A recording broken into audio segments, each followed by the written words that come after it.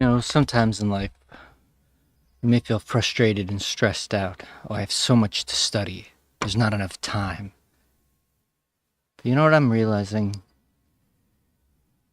The right to study as your sole focus is a gift. We should feel so lucky to get to educate ourselves and learn. So, just something to think about. Okay, so boom. Um so again, more statics. Um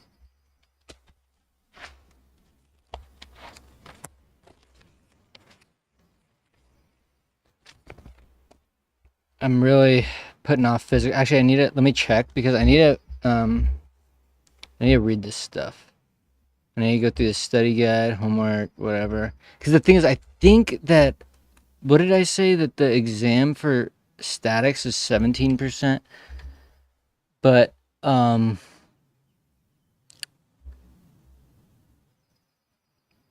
but this class was the syllabus. Yeah, dude, the final is 30, bro. So even if I have a 104, which I won't, and please be 92. Good, 92.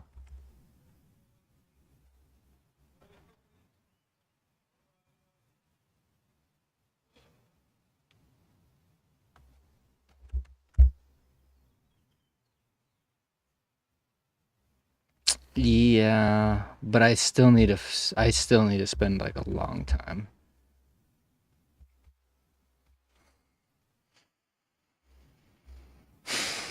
I'm pretty stressed out, not gonna lie though.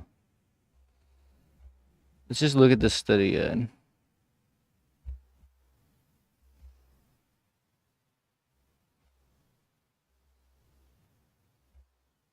I don't know this.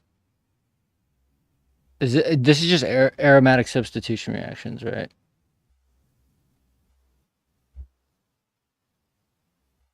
Okay, cool.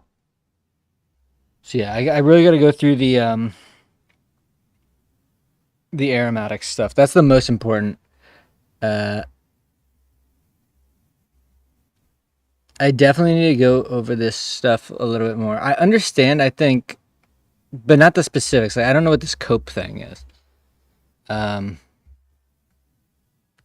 so maybe no, I gotta do engineering. I just want to make sure that I understand at least the material, because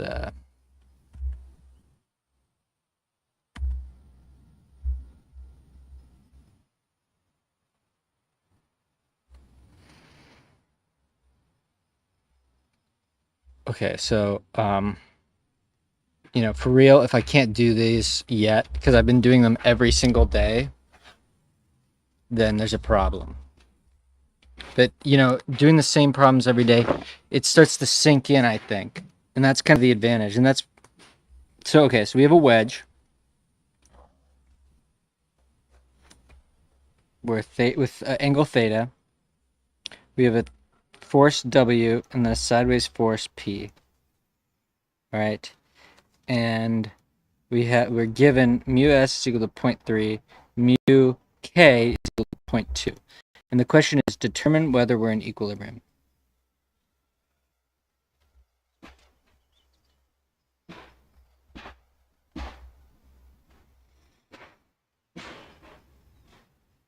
So step one is basically find the normal force, assuming we are in equilibrium.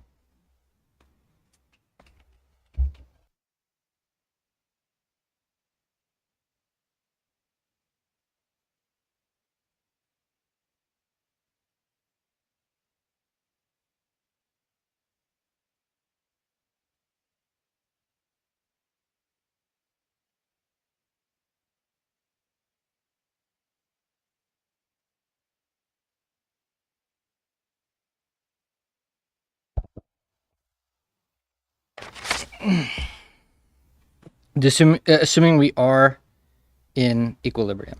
Okay, so that's kind of the first step. So now what we want to do is we want to rotate our so right now the force on the weight is F equal to P minus W. And we want to project this,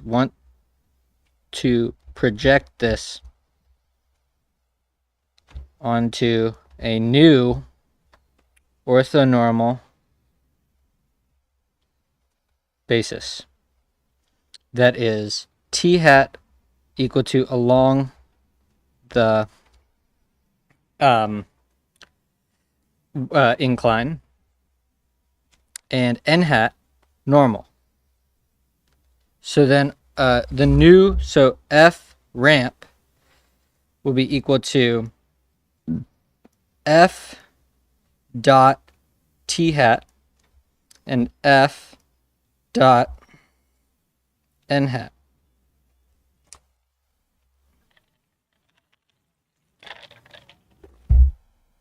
Now T hat will be equal to the vector cos theta sine theta.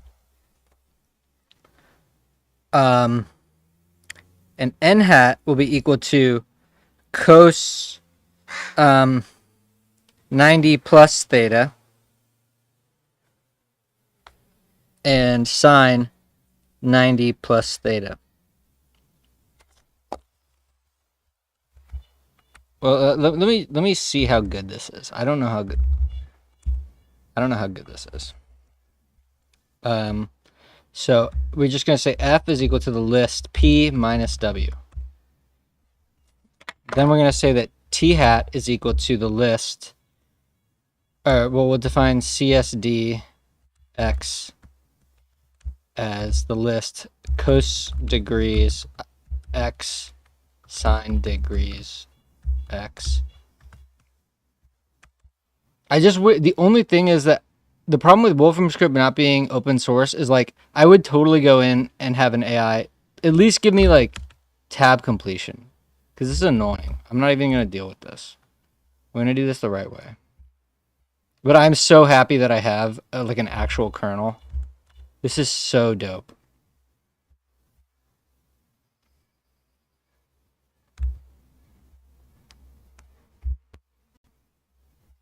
I'm good. Okay. So what we're going to do is, first off, I hate that, I just don't like some of the antiquatedness of this. So F is going to be equal to P minus W. Then T hat will be equal to, then we're going to define a function called CSD of X, which is going to be cos deg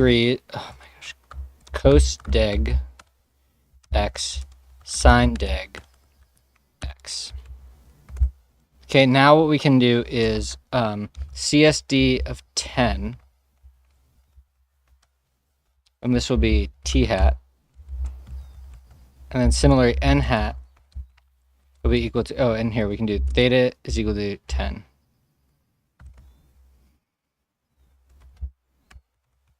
And then this will be CSD of theta plus 90. Okay, so now what we can do is F ramp is equal to the, and we could do it with a matrix multiplication, but I conceptually find it easier to understand to say, we have, I think, is this dot product? Can I get some info on this? Oh, it just pulls up this. Yeah, so I can do just, wait, what is the dot product with 3 arguments?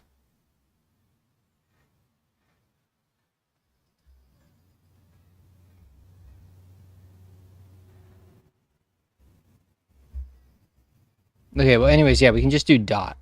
So I can do F dot T hat, F dot N hat.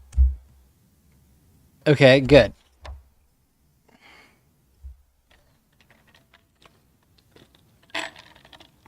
And so now we have the normal force. So this will be the friction force. And and this will be the normal force, where W is a magnitude. So the sign is encoded already in here. And so now what we want to do is sub in f ramp slash dot list of rules. P goes to 50, W goes to 250. And then we can just do N. And that's wrong. Why is that wrong? We need to figure it out.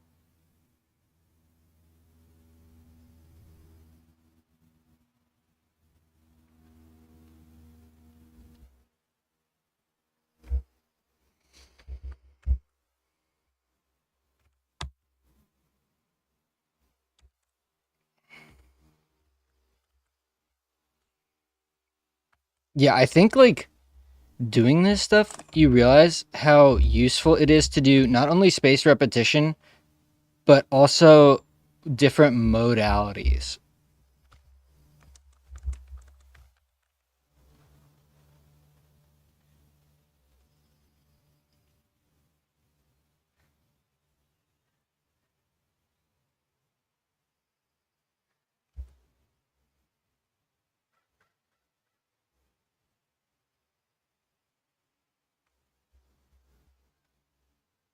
Oh, because theta is 30.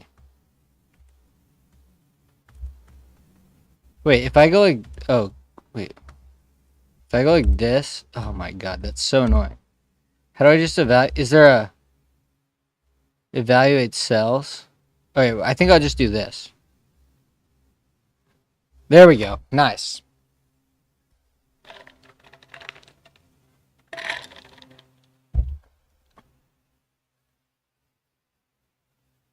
Okay, now what we can do. So then this code gave us the is equal to the ramp coordinates of minus 81.6.7 and then minus 241.5. So here's the so that means that the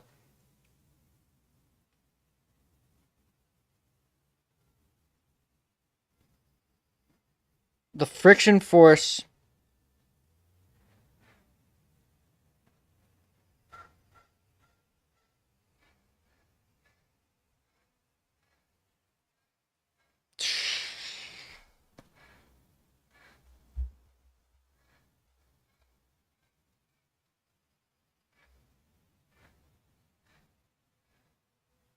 so the applied forces tend to move the block down the ramp. Oh yeah, that actually makes sense.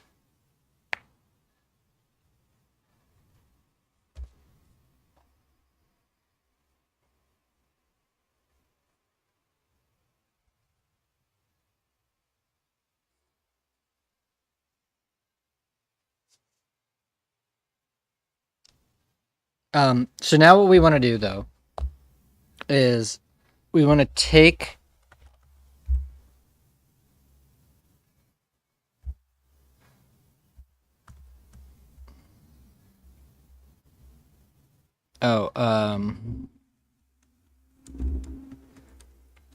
f ramp numbers, and we can multiply this by 0.3. So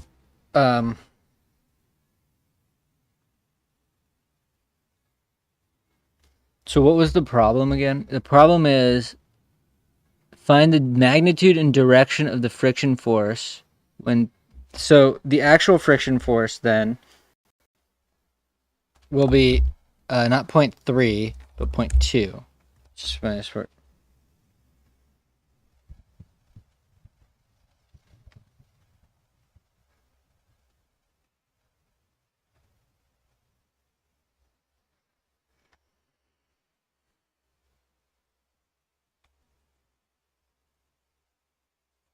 And the friction force F is equal to mu K. Fk is equal to mu K N.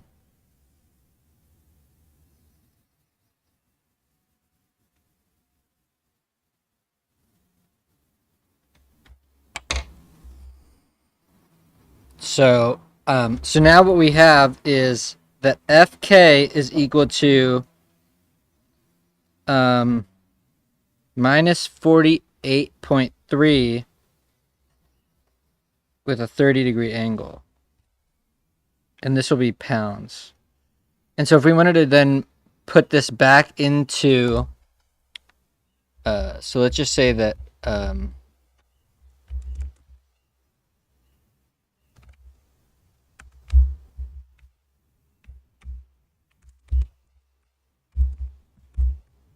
and then what we want, I ramp, which is kind of weird, but basically this is going to be the standard basis vector I written in terms of t and n coordinates. So this is just going to be CSD of minus theta. And then J ramp will be equal to CSD of, and so we have this angle and this is 30. This should be 60. So this should be CSD of 60. Okay, now what we can do is FK IJ is equal to FK dot I ramp FK dot J ramp.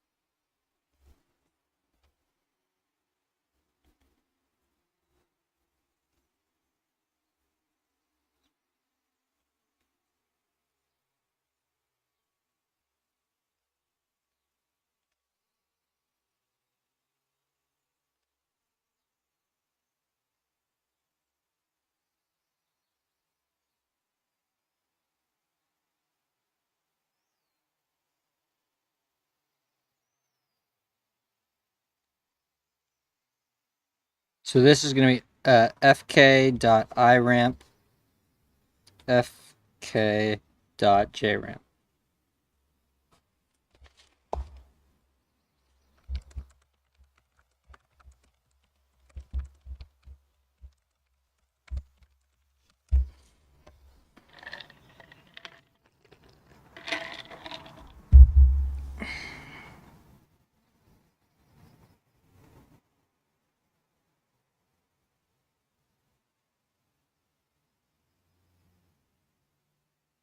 It does kind of get confused, but I'm like almost positive that this is right.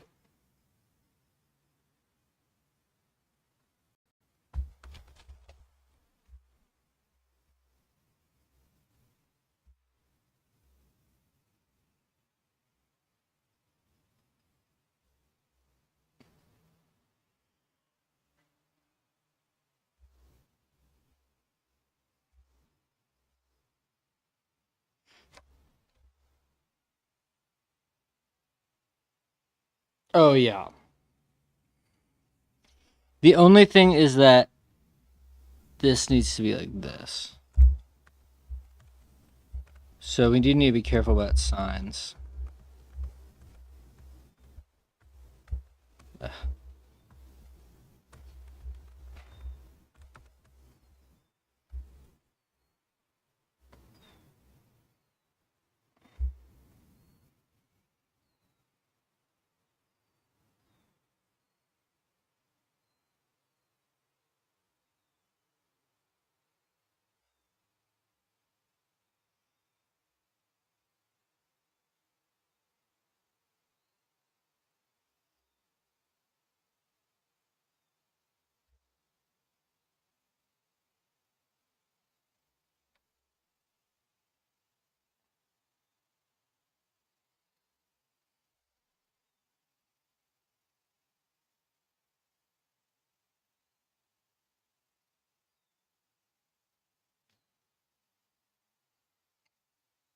For now, I'm not gonna like dig in as much. I'm just gonna say, okay, I understand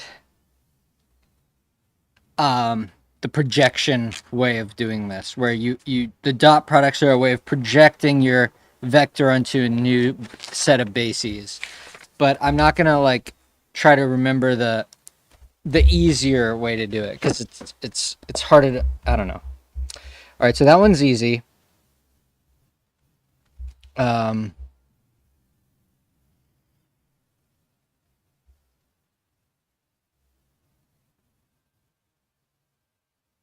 this one's actually pretty good, but I don't know if I want to do it. I think right now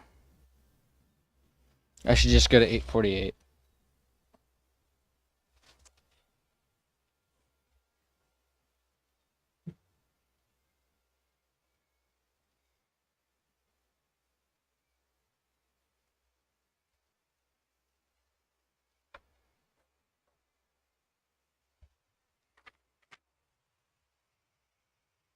Okay, the machine part ABC is supported by a frictionless hinge at B. So theta is equal to 10.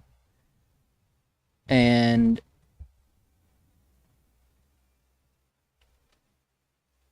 we have force P here.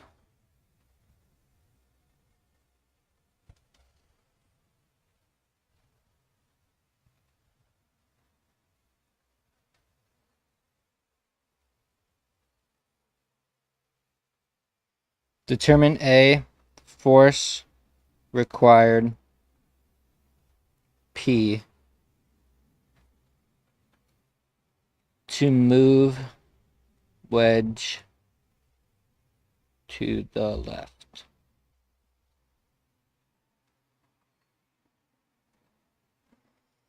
B,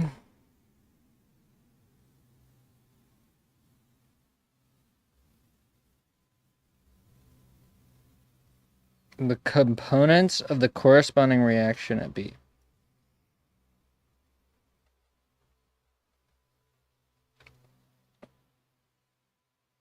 Okay, so the first thing we want to know is basically, since the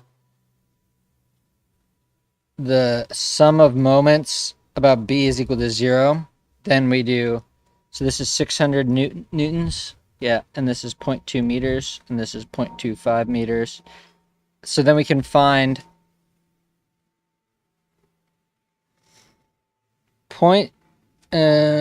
minus 0.2 times 600 newtons plus 0.25 times Cy is equal to 0.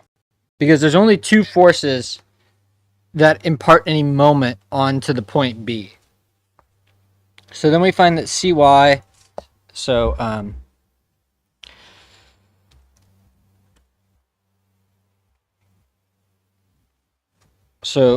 the equation is minus 0.2 times 600 plus 0.25 times Cy is equal to 0.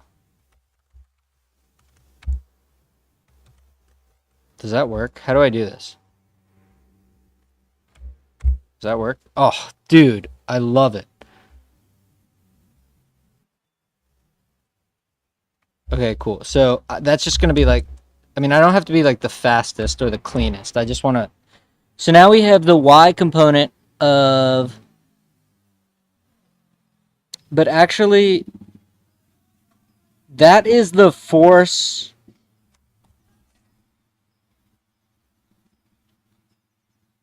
This is the force of wedge on. This is the Y component of the force of the wedge on the machine.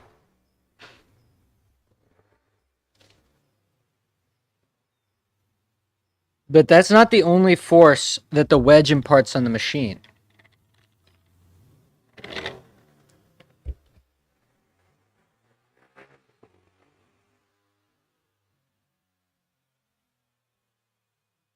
So now what we want to know is, you know, the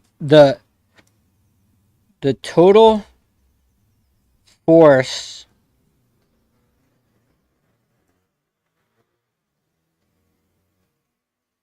of the wedge on machine can be written in T hat, N hat basis. So we're going to say F W on M is going to be equal to and we need to think about the sign. So this is being pushed this way. So it's as if we're pushing this thing up. So its force is going to be down. So the x component is going to be minus mu s times the normal force. And then the normal is just going to be n. And that's going to be positive. And so the important part is that if we project this onto the standard j hat vector, then that's equal to cy. So we can now solve for the normal force because we know cy. So to do that, we have this vector, and we want to project it onto the straight up. So we have this force that's like kind of like this, like this, it's going like that.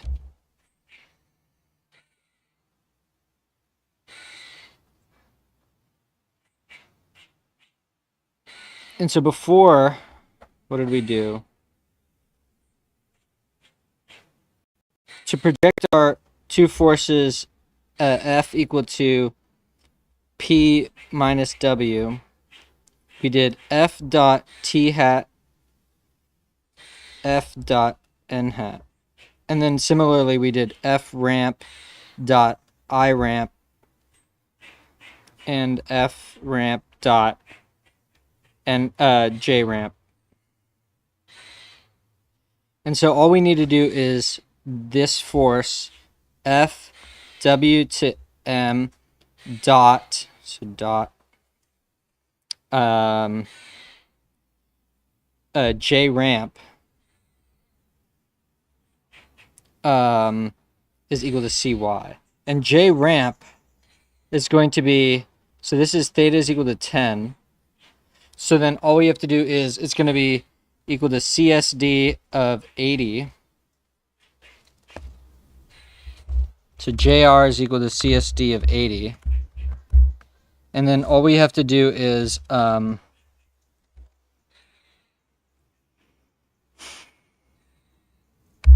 have mus is equal to 0.2, theta equal to 10. FWM is equal to the list minus mus n. And then all we have to do now is dot, no, we can just do FWM dot JR.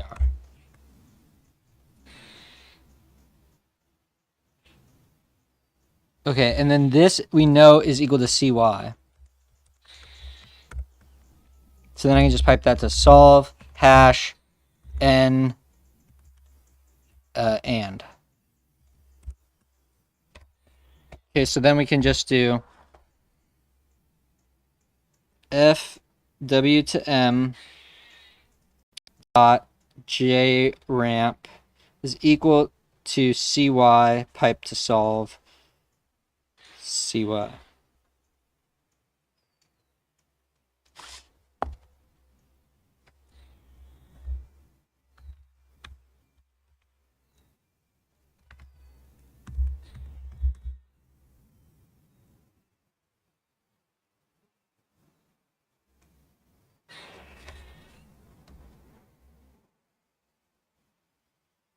This should be an anonymous function, right? So it should be like a...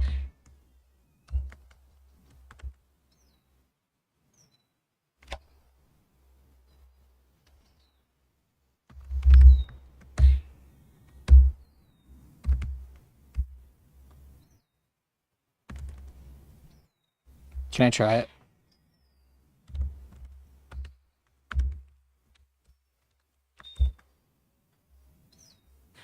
Oh, but we would need to set attributes on it. I don't care. The anonymous is actually pretty fast. And this gives n. Oh, we're solving for n is equal to 505. Okay, so now we have the normal force, right? Well, that's good news. Because we want to find the force required to move the wedge to the left.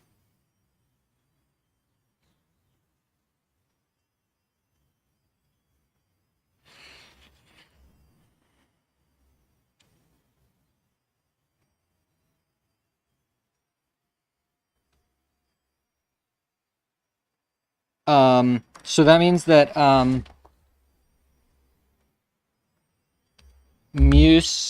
so n equals 505. Oh wait, can I do this? I probably can't do it. It's probably restricted.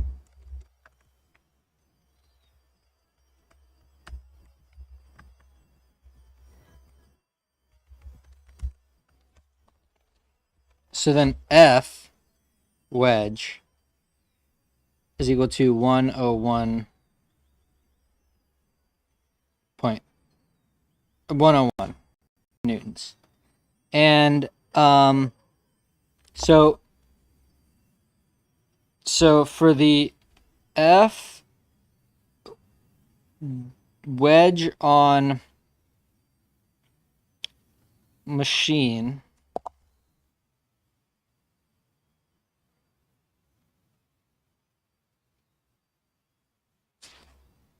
is equal to minus 101 newtons in ramp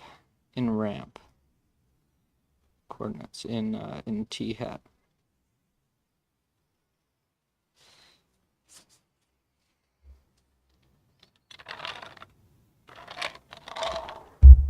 And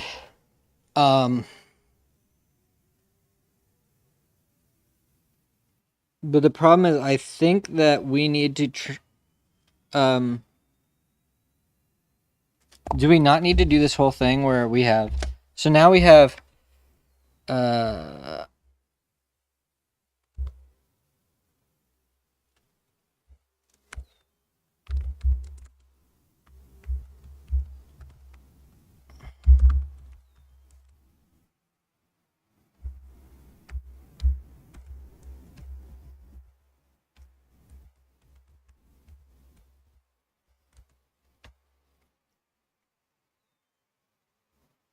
so that looks right. So now what we want to do is this force, we need to project it back. So now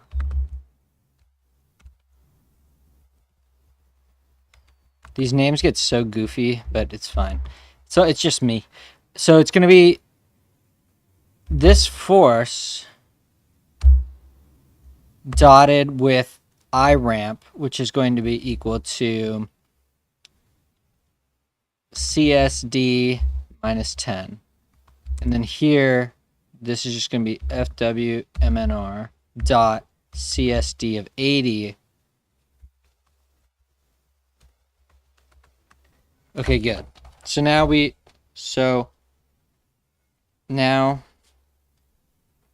have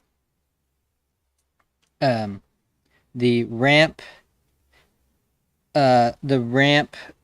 or now we have the numeric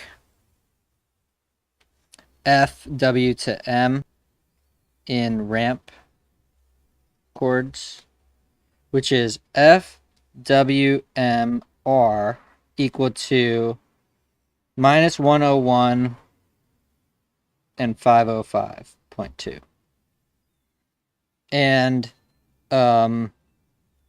so then we need to project it back.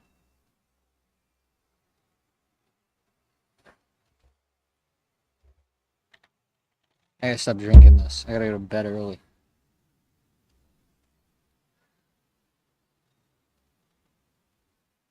So this is going to be FWMR dot cos or CSD minus 10 and FWMR.CSD80.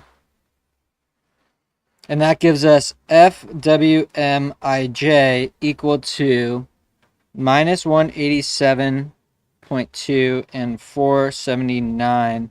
And this really will be 480. This will be 480. So now we've resolved that force. And so since wedge is impending motion, we are at equilibrium. And so what we have here is this wedge, and pushing down on it is 480 newtons. And since we're at equilibrium, then the floor must be pushing up at 480 newtons also. And so now we can sum Fy and find normal force of ground. And so this thing is moving this way, so it's pushing backwards, so it's positive. Normal force of ground on wedge, which is just going to be equal to mu s times Cy.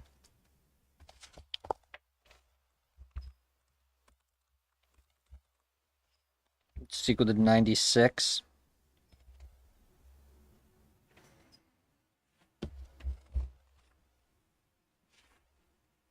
And so then we can just do 187.2. And remember, this is, so invert to get F machine on wedge. So 187 plus 96 is our final result.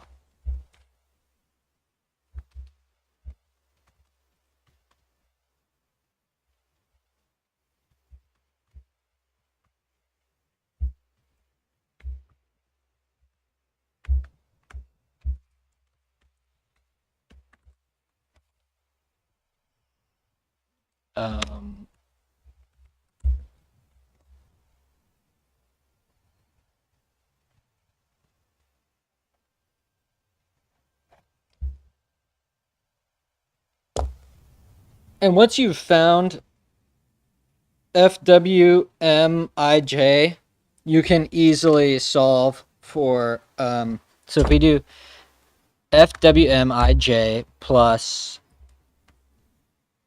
600, 0.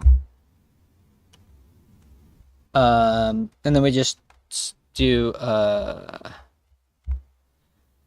is this gonna, there we go. Does this work? Yeah, I wouldn't expect that to work, but that works. And so that's B. So that's the whole problem, I think.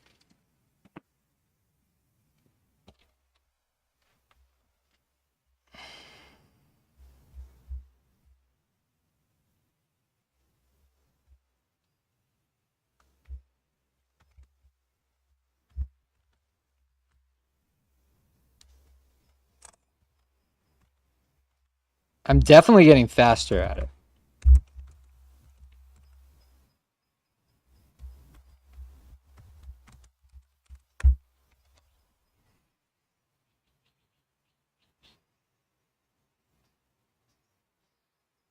I mean, I should probably do some of the other ones that I haven't.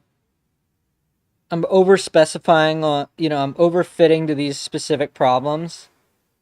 But, they're good problems, actually.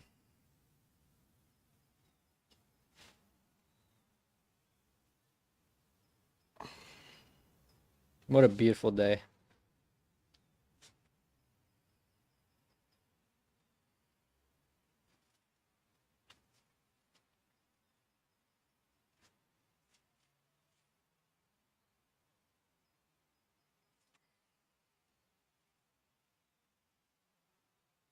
The main thing is I'm trying to rush through this. I mean, I know I probably already spent like an hour on it. 40 minutes.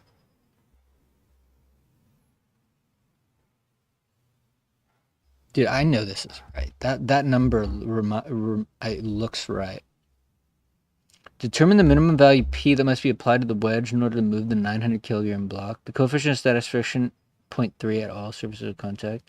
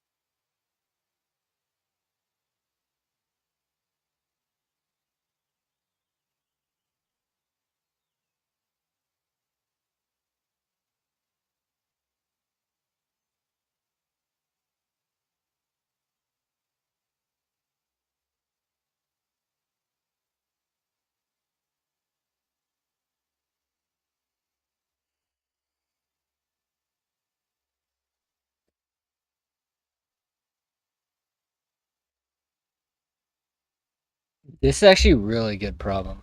I kind of want to do this one.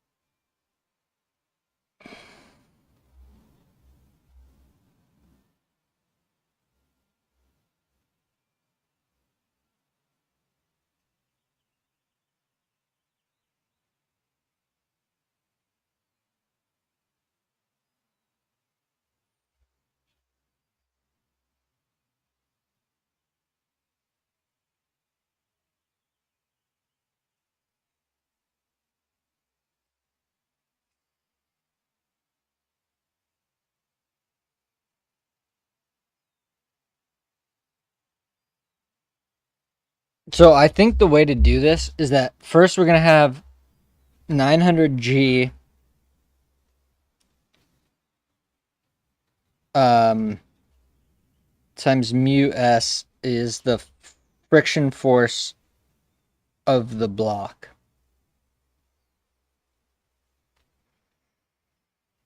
But then there's also two more contact surfaces. There's this contact surface and this contact surface.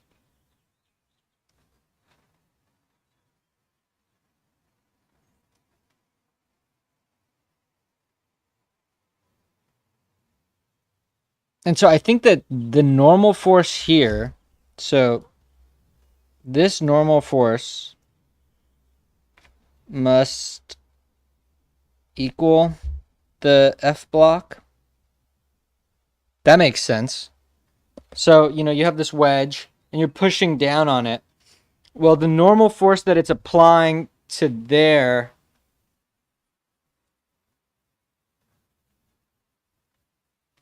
but then for it to remain at equilibrium, this force also... Okay, I got it. Dude, I got it. I'm sick. I'm starting to like it. So this is going to be F block also. And so then all we have to do is...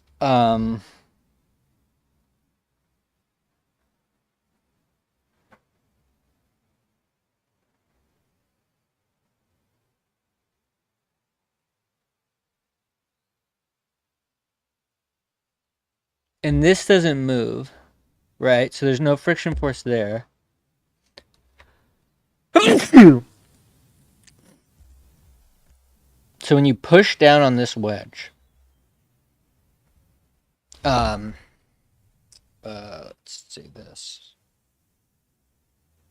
So we're pushing this down. Okay, so the friction force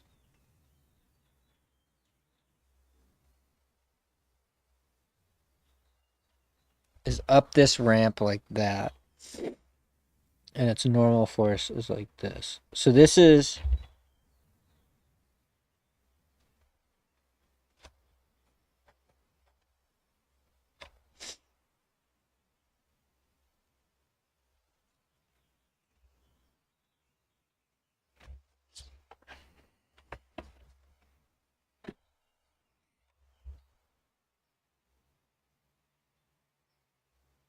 so let's just say that we have F1 ramp and we project it onto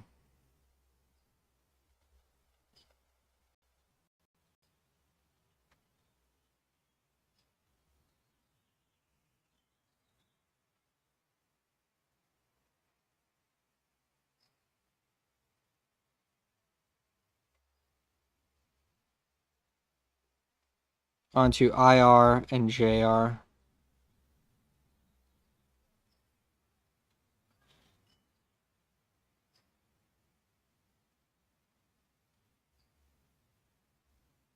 There's also a friction force here though, right? The friction force at this interface is strange because when I have my block and I'm sliding this is also going to have a force up here. So this is going to be FB1 and this is going to be this friction force is F1 2. Or we can just write this as F1 3. So there are 3 friction forces. There's the friction force between, I'm calling this 1, this 2, and this 3. So the friction force between 1 and 2, which is along the ramp. Friction force 1 and 3, which is vertical, upward. And we're talking about on 1. We're talking about on 1. So, you know, you have this block and you're going pushing this down. So the friction force is pulling up on it. And then finally we have F3, which is just pulling the the block is trying to move this way. So it's back that way. So this is F3 and this is F13. So we have 3 friction forces.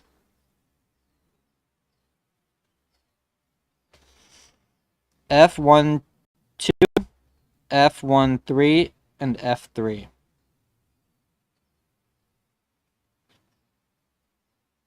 Three ground or something. Ground to 3. Or actually we should be more explicit.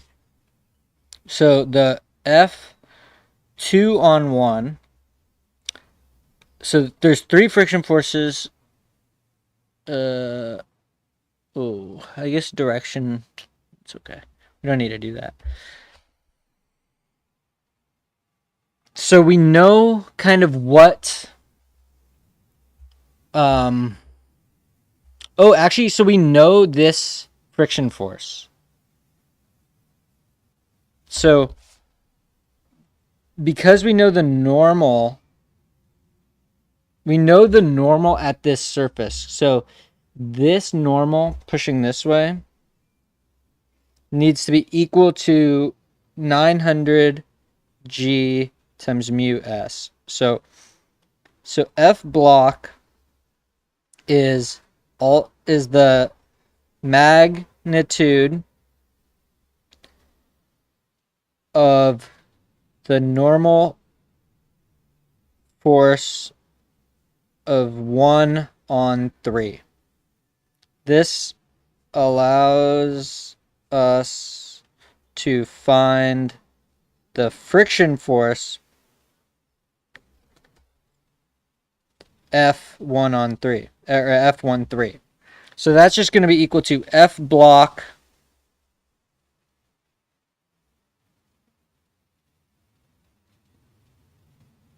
times mu s again? Is that real? That seems a little strange.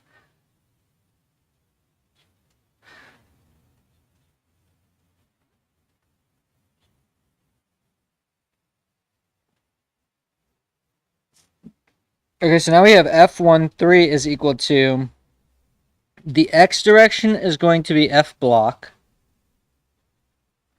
and the y direction is going to be F block mu s. Interesting. Okay.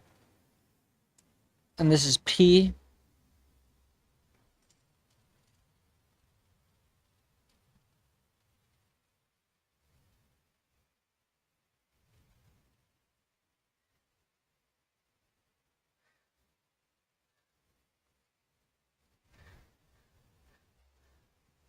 Now the x direction of F of 1, 2 should be equal to minus F block.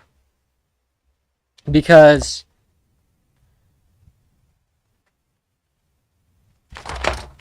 yeah.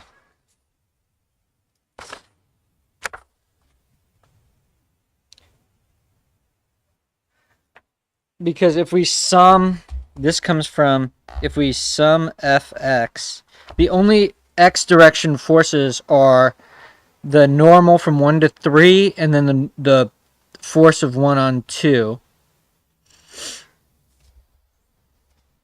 And then the y force of 1 on 2 is unknown. We don't know what that is yet, I think. Then if I sum fy of 1, we're going to get minus p plus f block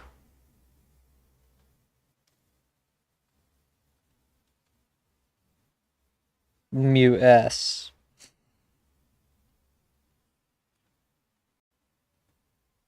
And then we have to do a rotation of the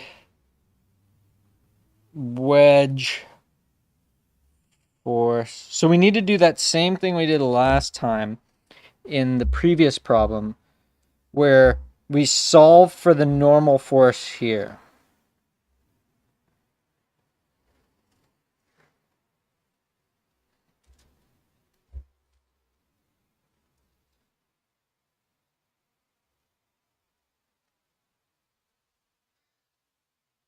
I want to figure it out because I feel like I can.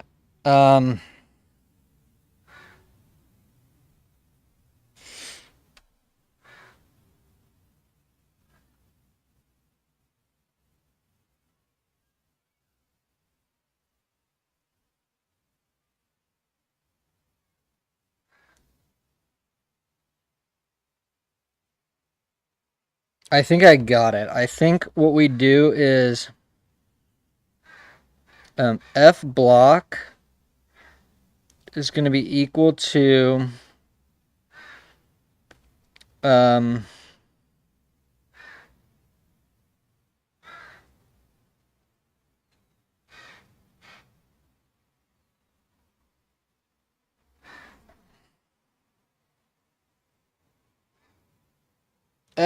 little f1 2 is the friction force, but we don't want the friction force. We want the, or actually what we can do is, yeah, F1 2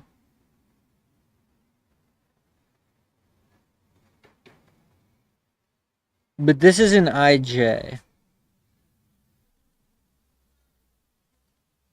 F1 2 ramp is going to be,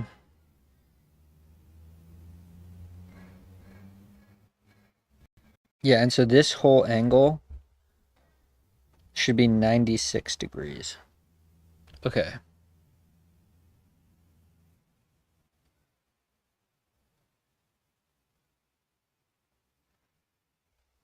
So the force of 1, or should I do 2 on 1? Let's do 2 on 1. The force of 2 on 1 in ramp coordinates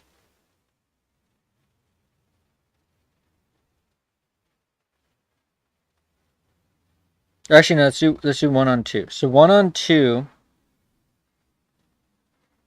it's going to be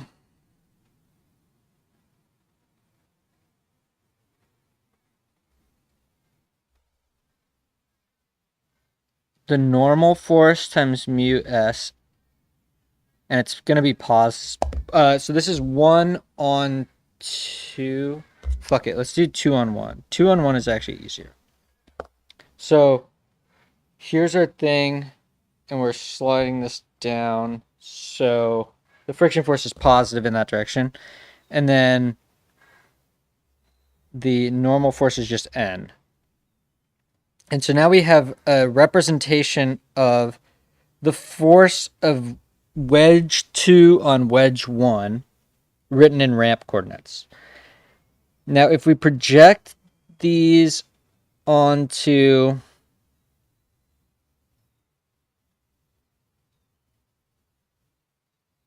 our ramp, or on our standard basis, so we're going to get F21R dot IR and F21R dot JR.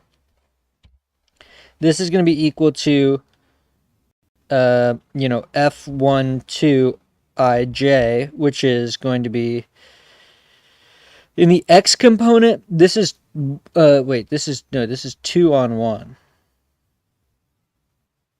So the force of 2 on 1, this is going to be positive F block. And then the J direction is something, and I don't know what this is.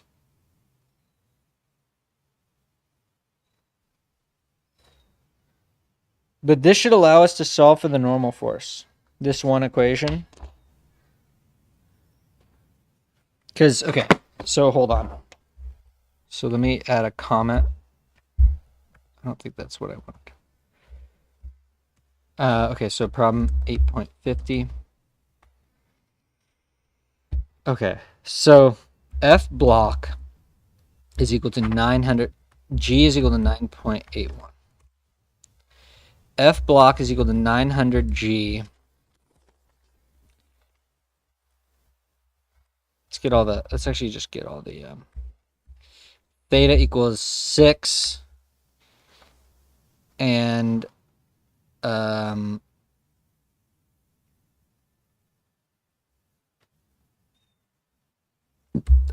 s equals 0.3. All right, so we have that information.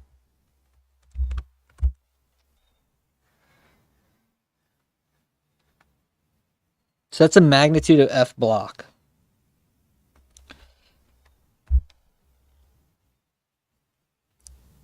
So F13,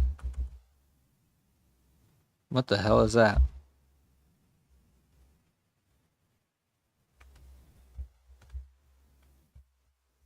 So F1 on 3. So the force of 1 on 3, will be positive in the X direction. And it will also be positive in the Y direction. And it will be F block mu S. Interesting. Okay. If I get this right, I'm actually going to be so happy. So now what we're going to say is, oh wait, well, you know what I should do? When I get to a new problem, I should just do a clear all. Or isn't there a way to just like reset everything?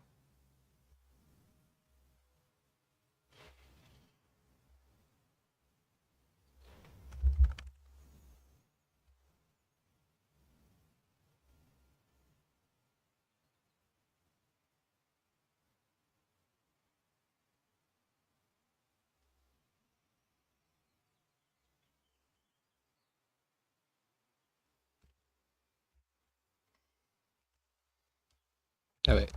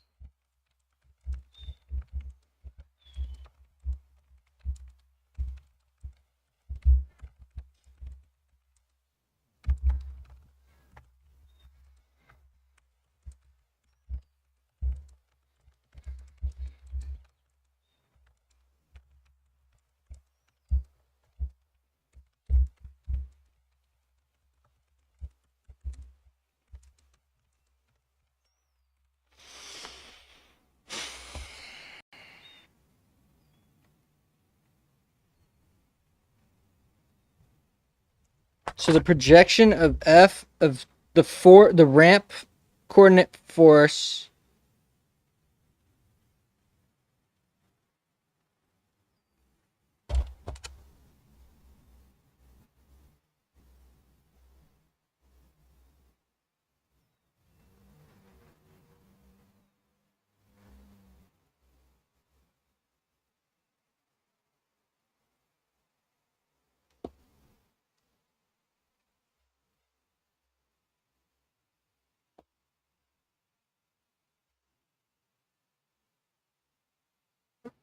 Okay. Why didn't that work? I feel like sometimes this copying actually has been bugged. Yeah, it's like, what is going on here? What? That was weird.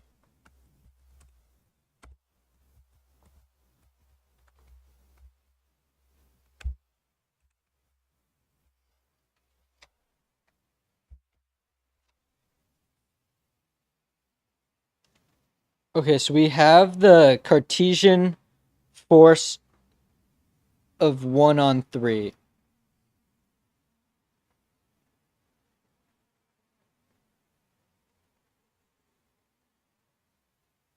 Wait, is that right? I actually think that's wrong. This one definitely is 1/3 is going that way is positive. But then we have our block and we have our wedge. This is going down. This is pulling up.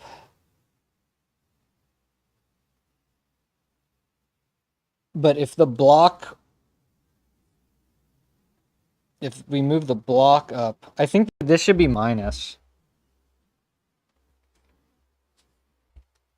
And then F31 is equal to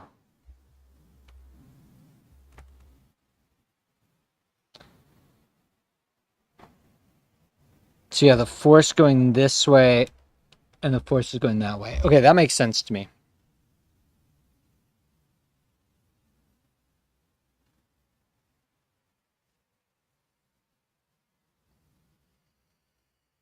Now we want to find the force of 2/1 in Cartesian coordinates.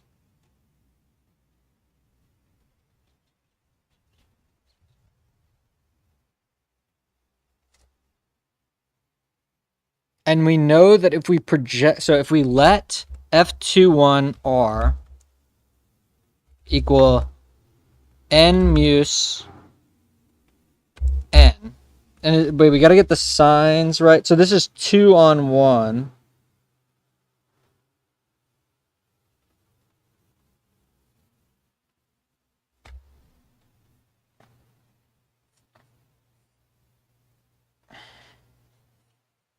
So it's positive in this direction and it's positive in that direction. Okay, so I think that's actually right.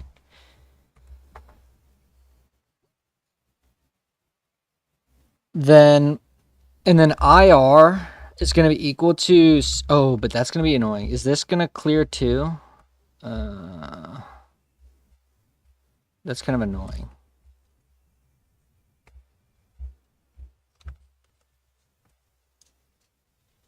So IR should be minus 96, I think.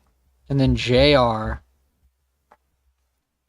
should just be CSD of minus 6. I think that's right.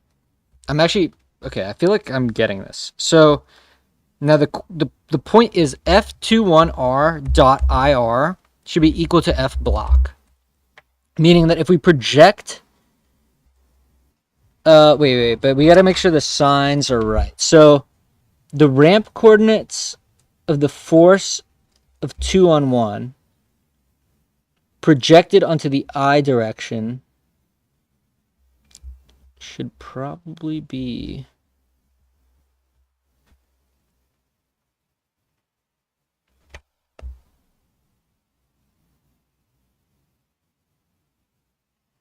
because what are we talking about here? We're talking about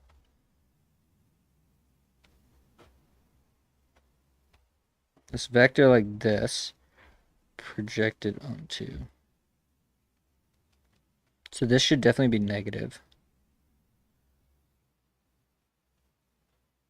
And then F, and then plus. So these are the forces. So what are we doing here?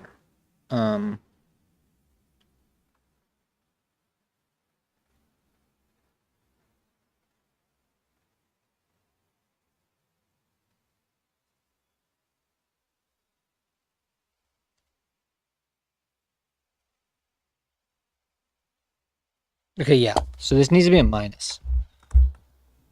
Because if we're doing 2 on 1, so F block is pushing positive. So if you were to sum Fx, this would really be like plus equals 0.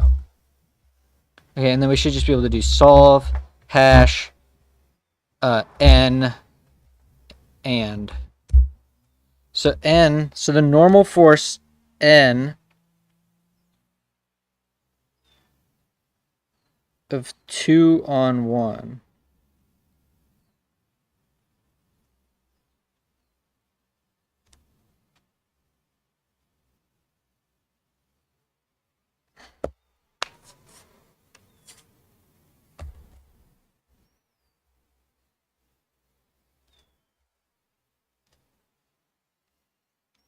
is equal to 2581.88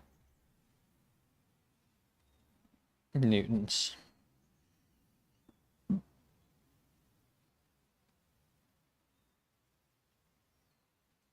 So the point now is that since we have the normal force, we have F21R.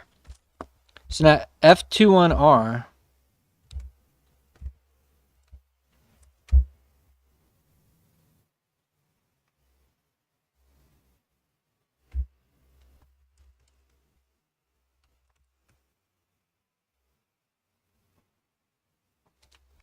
so F of 2 on 1 ramp coordinates. These are written in 1's ramp coordinates. So that's why it's positive and positive. Actually, it would be positive and positive either way. So now all we have to do is project this onto ij coordinates, and we're basically done. So now we can just do F21. So F21ij is equal to F21r dot ir, F21r dot jr. And why is it like weirdly nested like that? Oh.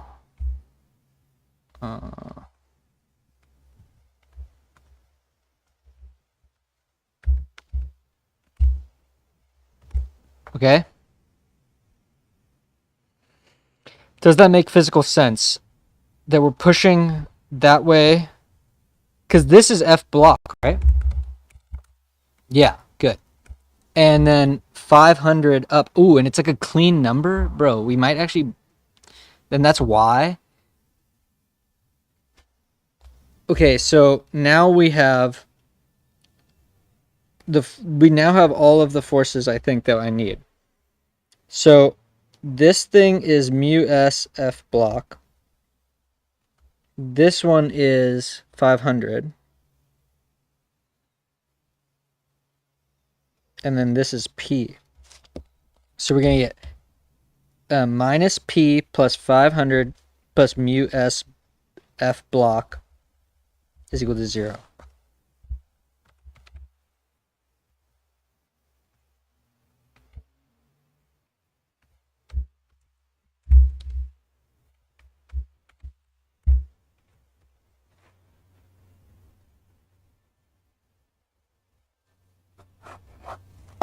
What a saga.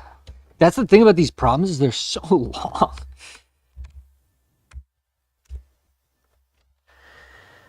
Let's see. I actually like friction though. Friction is really cool.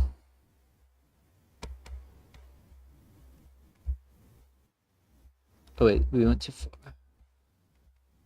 8.50. Okay, they did it with... Oh, I wrote 800. Was it 800? Dude, why did they like change it? It's so annoying.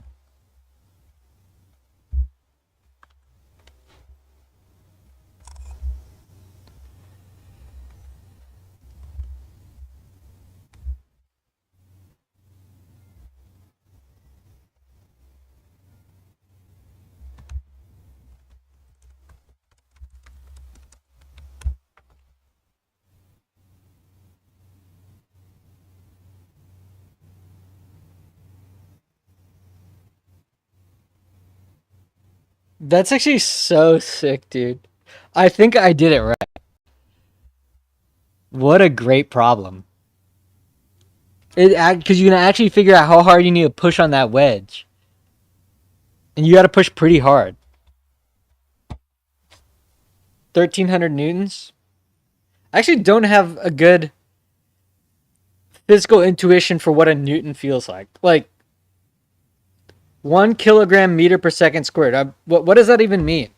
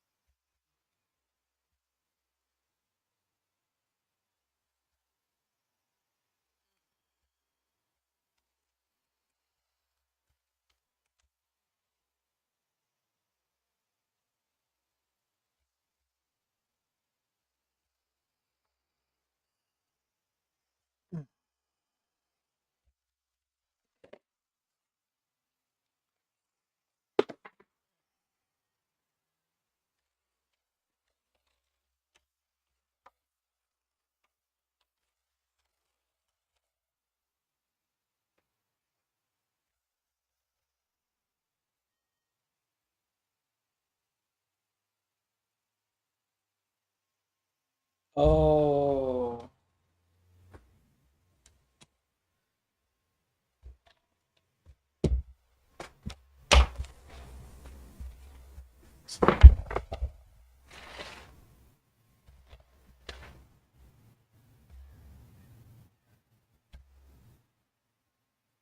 Oh, this is hard. How do you solve this? Well, I guess we know uh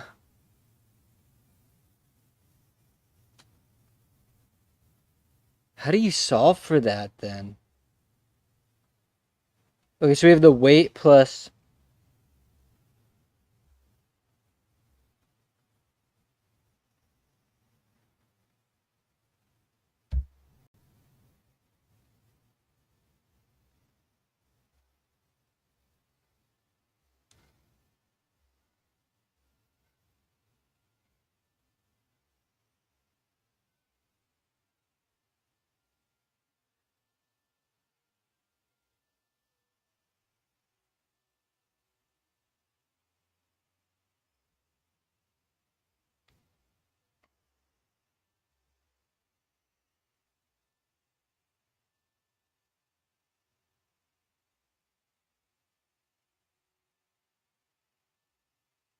I feel like we've been over this. Like, why does it keep hassling me about this? Isn't this right?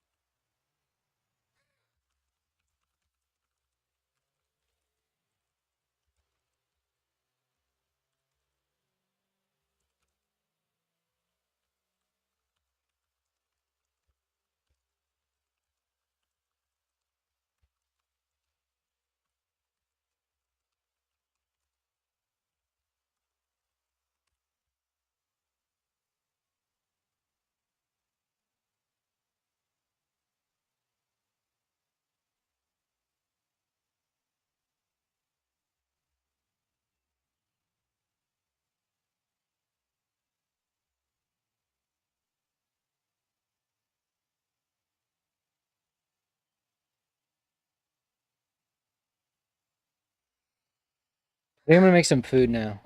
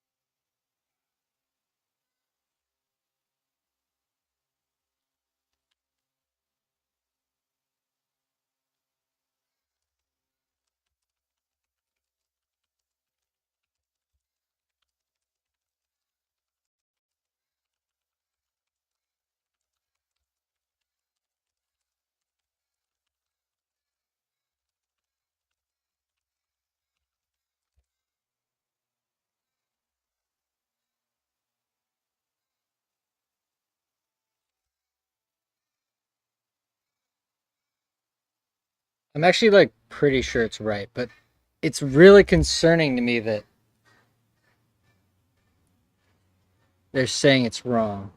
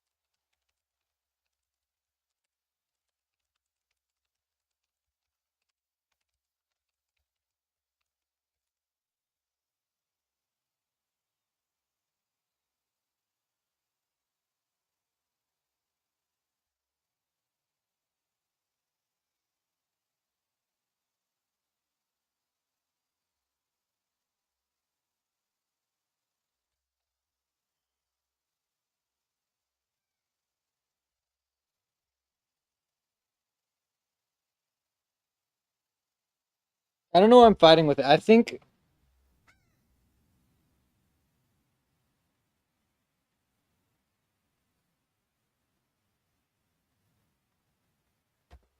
the confusion is the meaning of IR and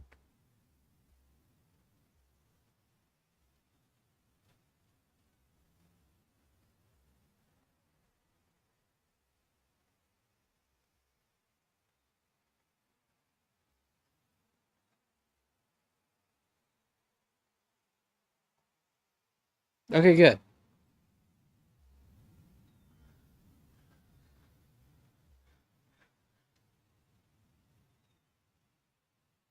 Good. Okay. Um I think I'm just gonna move on. But that is a very subtle problem and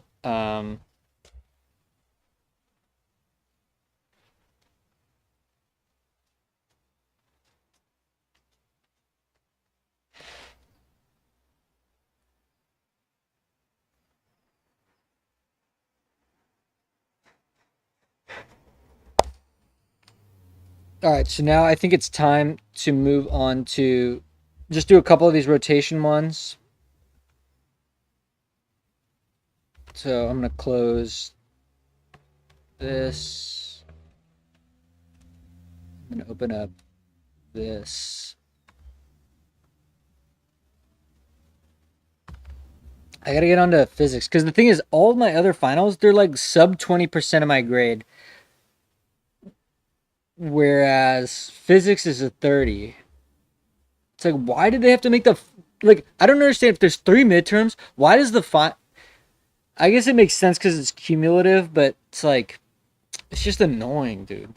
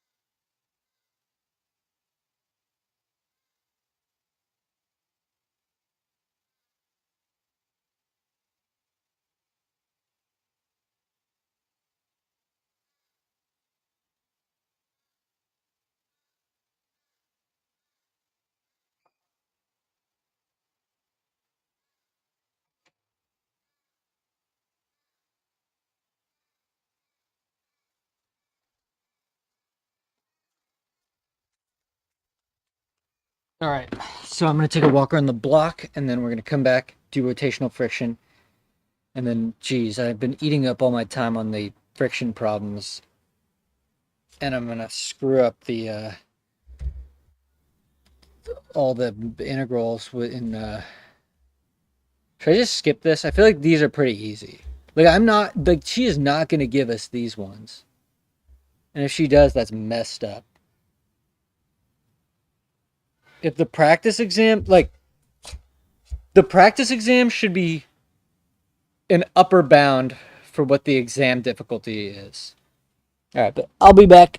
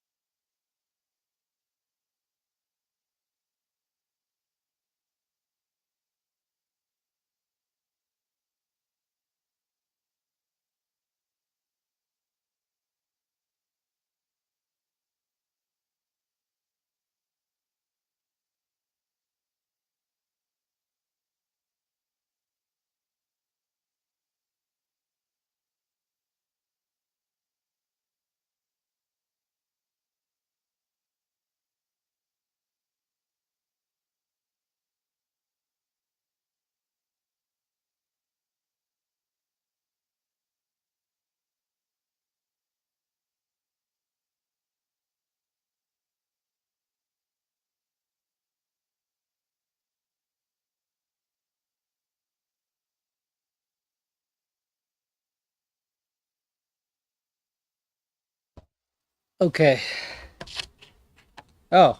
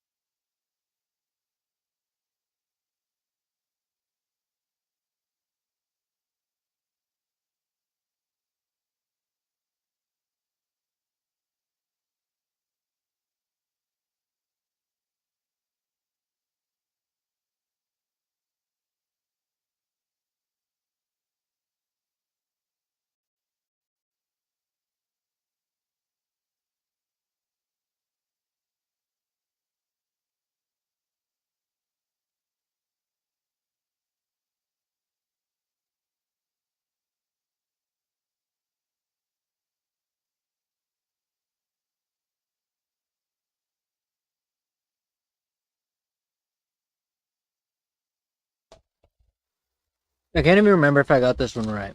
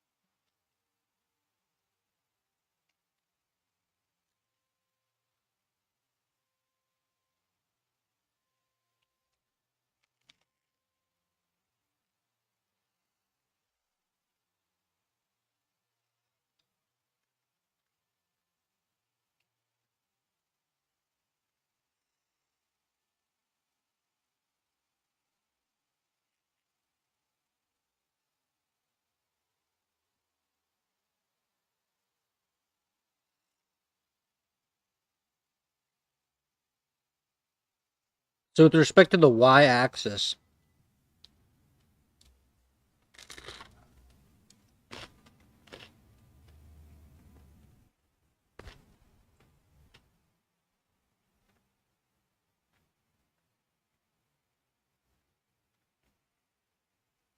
so it's like how easy would it be to bend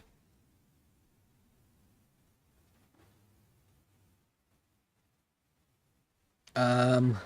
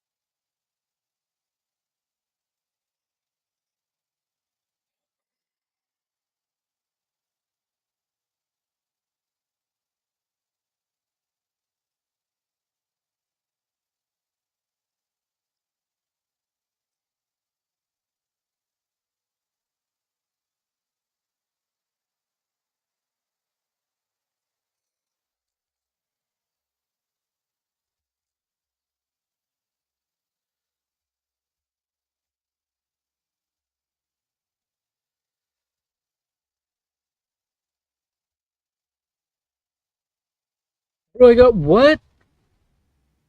Wait, really? Oh. Yo, I almost got pissed off, dude. I spent so much time on. Dude, wait, if I really. Wait, wait.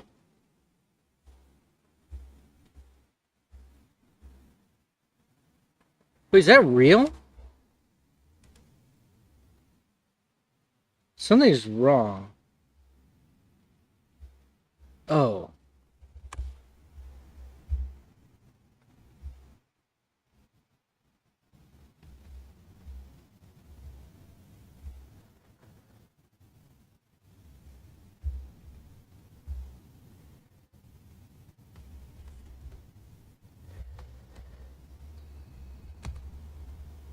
But 93 is an A.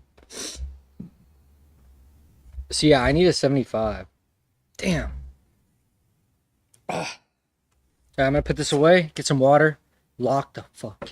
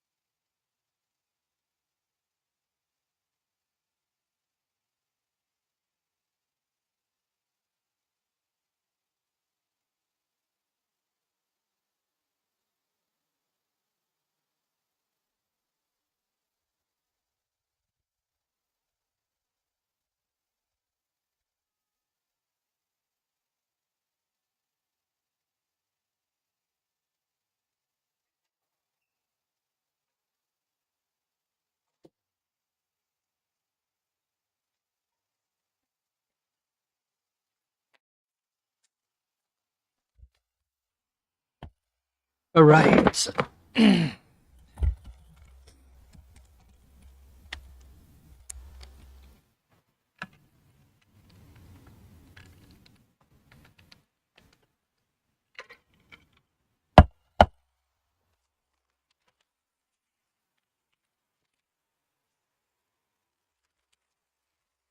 Wait.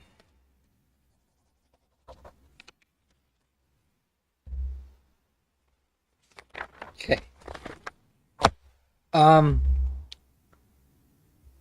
start at the beginning.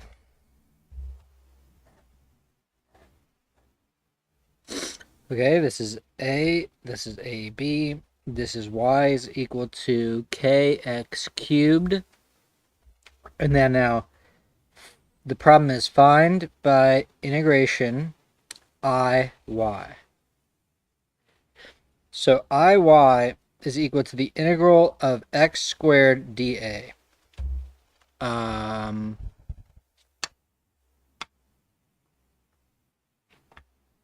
She doesn't have the thing.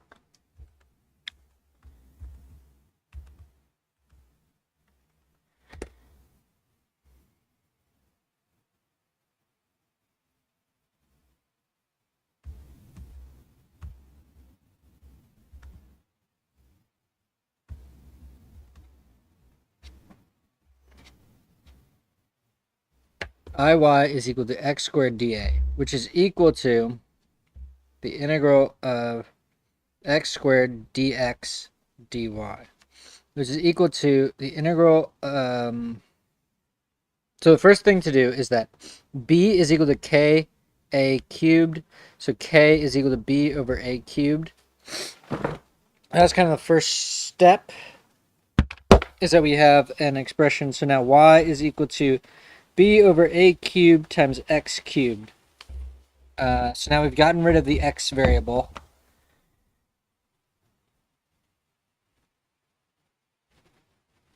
Okay.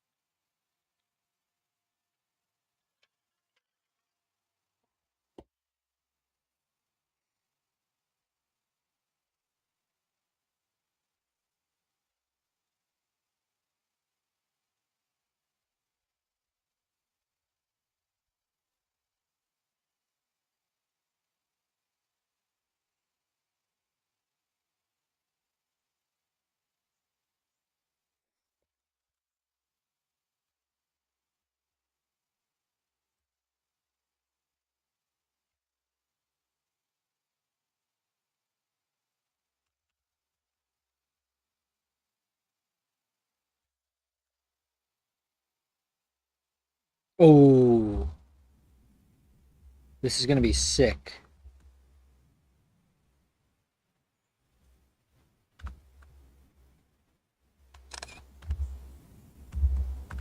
I can't paste? Okay, there we go.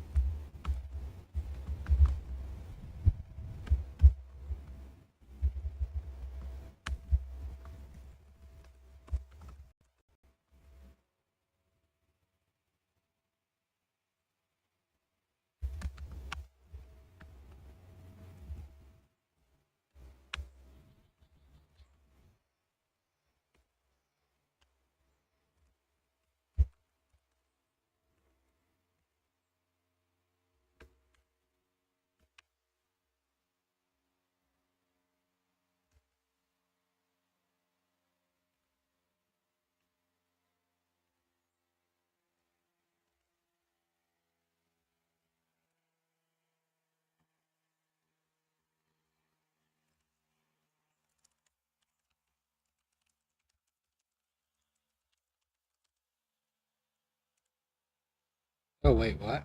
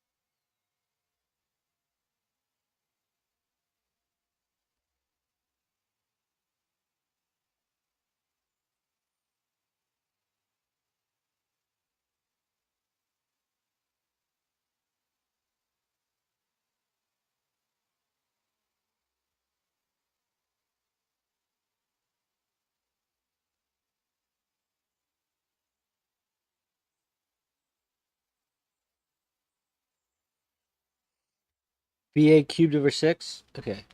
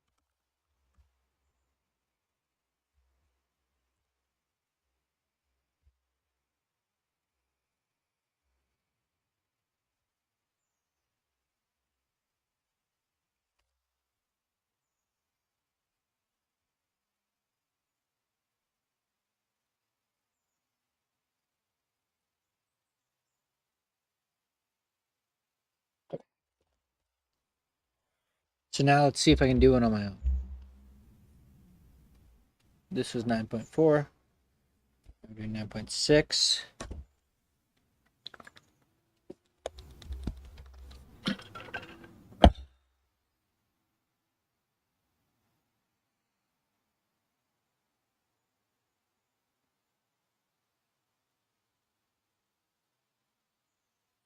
All right. So here, It's like this. Y is equal to k x to the 1/3. This point is b or a comma b. So then b is equal to k a to the 1/3. So then b over a to the 1/3 is equal to k. So now the question is find ix, which is equal to the integral of y squared dA. So what is dA?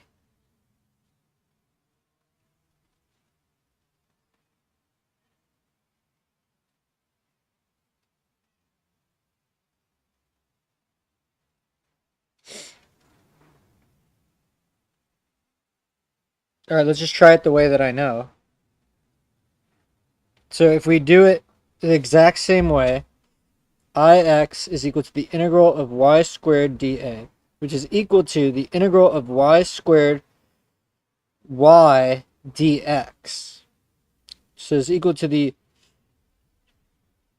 integral of y cubed dx, which is equal to, so then y is equal to b over a to the 1/3 times x to the 1/3. And then we're cubing this. So then y cubed is equal to b cubed over a x.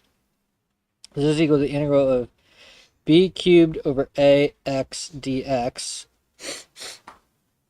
which is equal to b cubed over a x squared over 2 evaluated from 0 to a, which is equal to b cubed over a times a squared over 2. One of the a's cancels and we get b cubed a over 2. Is that right? I have no idea. Okay, so now I wish like arbitrary paste would work better. Like pasting does not work. Or really there's just like not good hotkey support.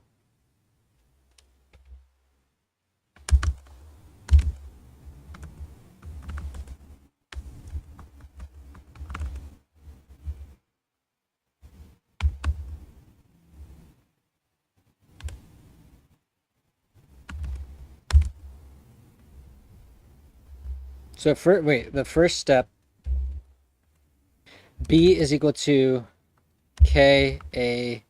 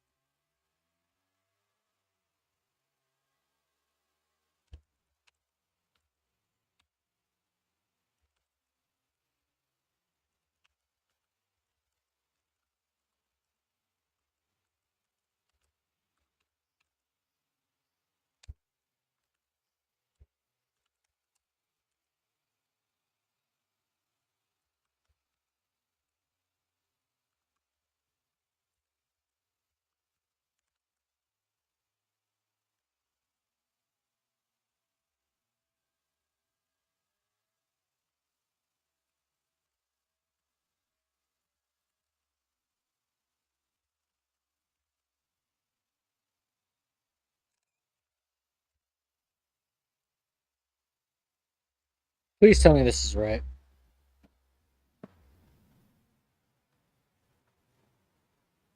Please tell me this is right.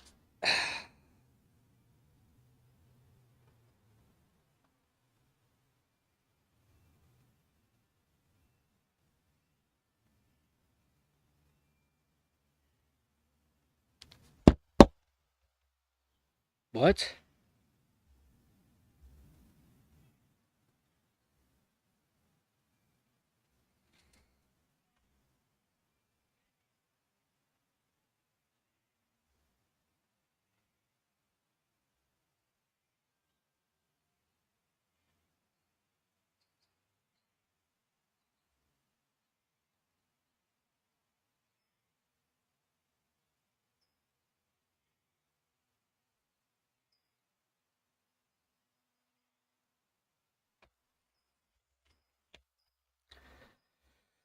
For a vertical strip, dA equals y dx, but that strip extends from 0 up to y of x. The whole strip is not located at height y.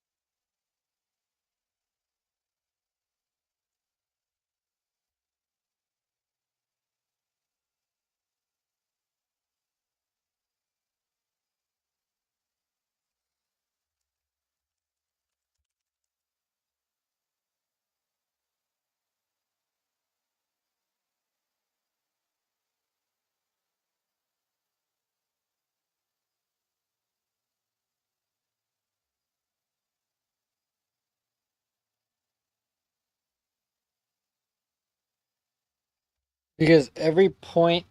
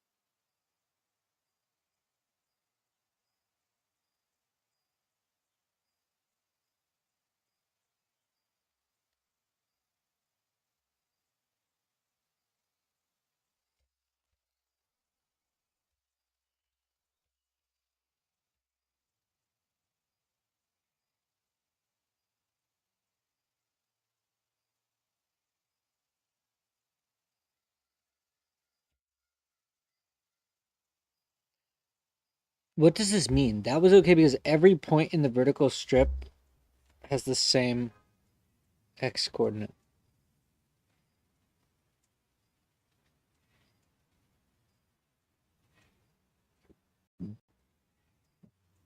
So for the whole strip,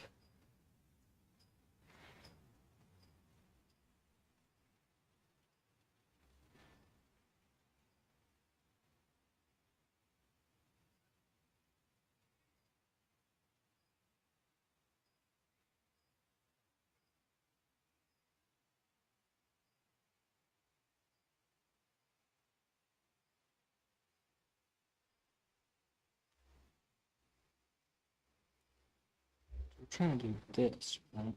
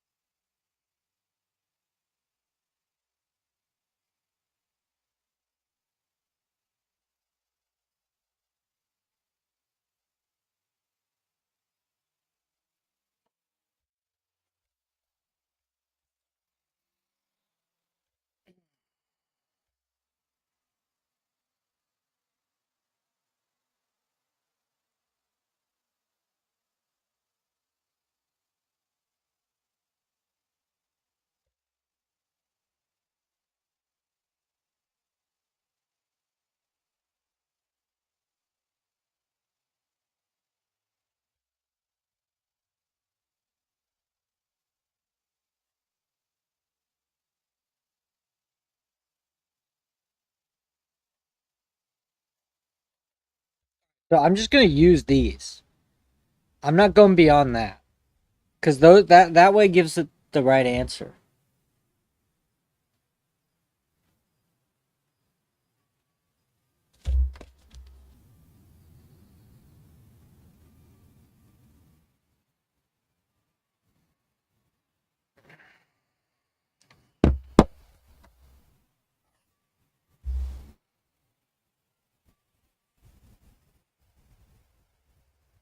Okay, the radius of gyration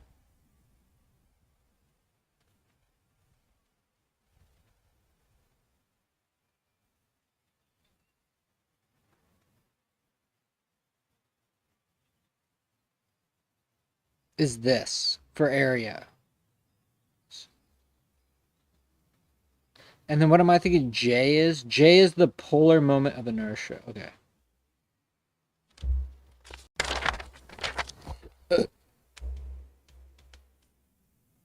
Or 9.17. So we have, again, this. This is at point A, B, and Y is equal to kx to the 2/3. So then B is equal to k times A to the 2/3. K is equal to B over A to the 2/3. So then Y is equal to B over A to the 2/3, X to the 2/3.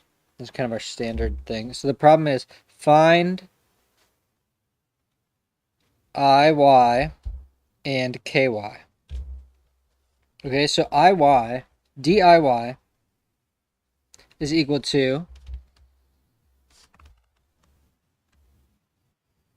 x squared y dx. So we integrate both sides and we're going to get x squared times b over a to the 2/3 times x to the 2/3 integral dx, which is equal to b over a to the 2/3 integral. Now this is going to be 2/3 plus 6/3, 8/3 x to the 8/3 dx, which is going to be equal to b over a to the 2/3 times x to the 11/3 times 3 over 11, evaluated from 0 to a. So we're going to get b over a to the 2/3 times a to the 11/3 3 over 11. So then we're going to get BA 3BA to the 9/3 over 11, which is equal to 3BA cubed over 11 is equal to IY. Now, we go to another formula. IX is equal to KX squared times A. So then KX is equal to the square root, or KY, Y. KY is equal to IY over A. Now, A is, do we have just a basic area table or something?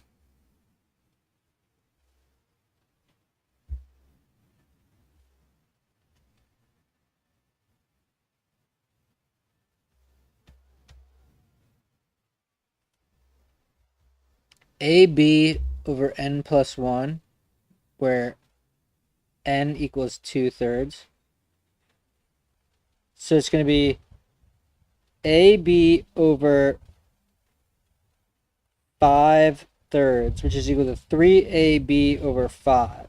So then we're going to get 3BA cubed over 11 square root times, or divided by A. So that's going to be times 5 over 3AB. A cancels, B cancels, 3 cancels, and we're left with A square root 5 over 11 is equal to KY. Wow, these are just really computation heavy problems. I mean, they're like boring.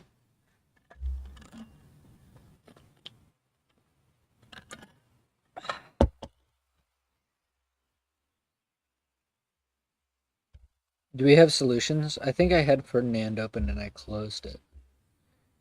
But I think that I could just do this. Did she do 917? That's the real question. Here we go.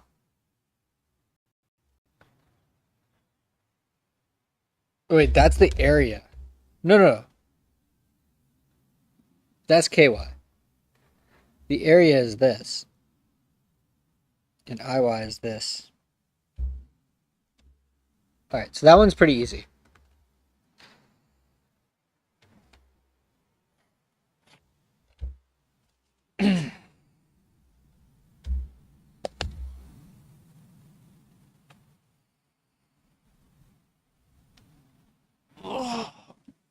Oh gosh. Oh gosh.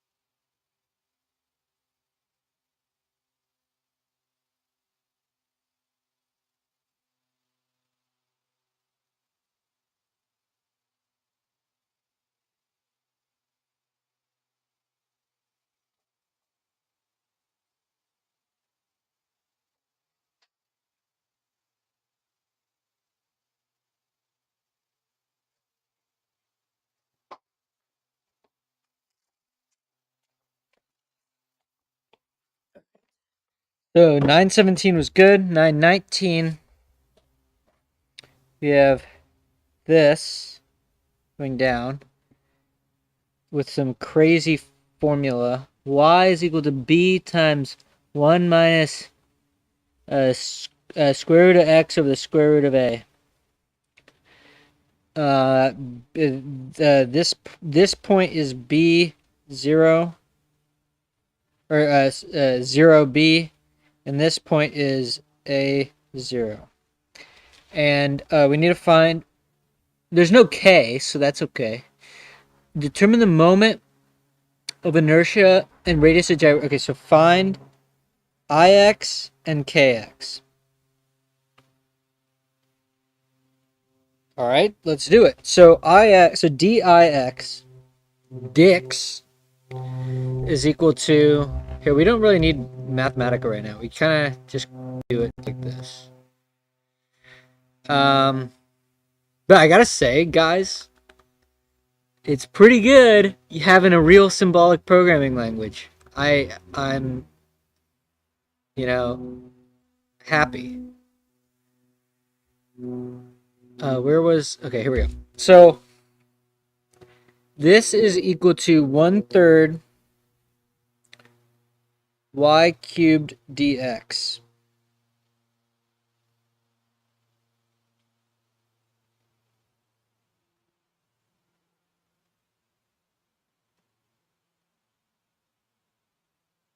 So we integrate both sides from 0 to a because it's dx. Now we have to figure out what y cubed is.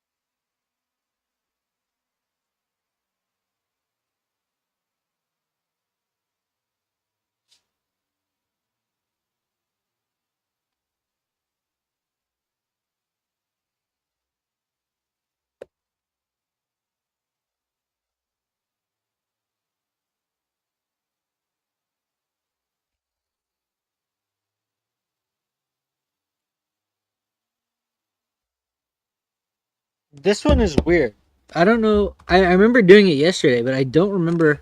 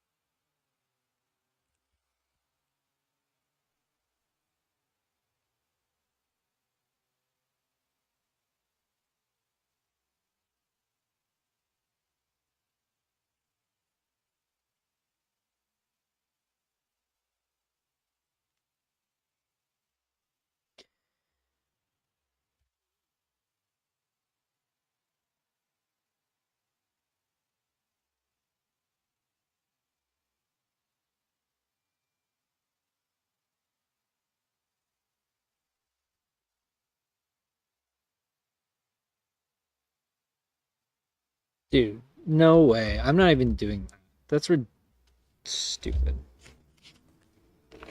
If she has some crazy U substitution, man, it's like, what are we in math class? That's ridiculous.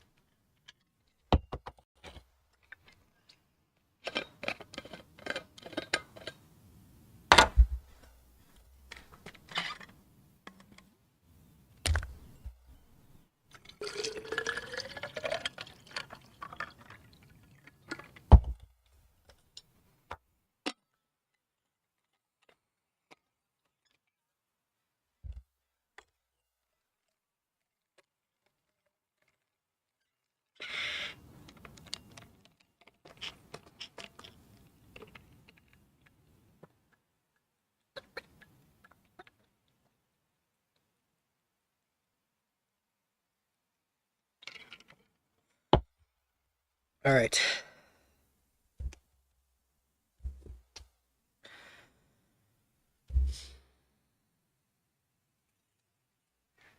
Determine the polar moment of inertia and the polar radius of gyration. Okay, so polar moment of inertia. and polar radius of gyration.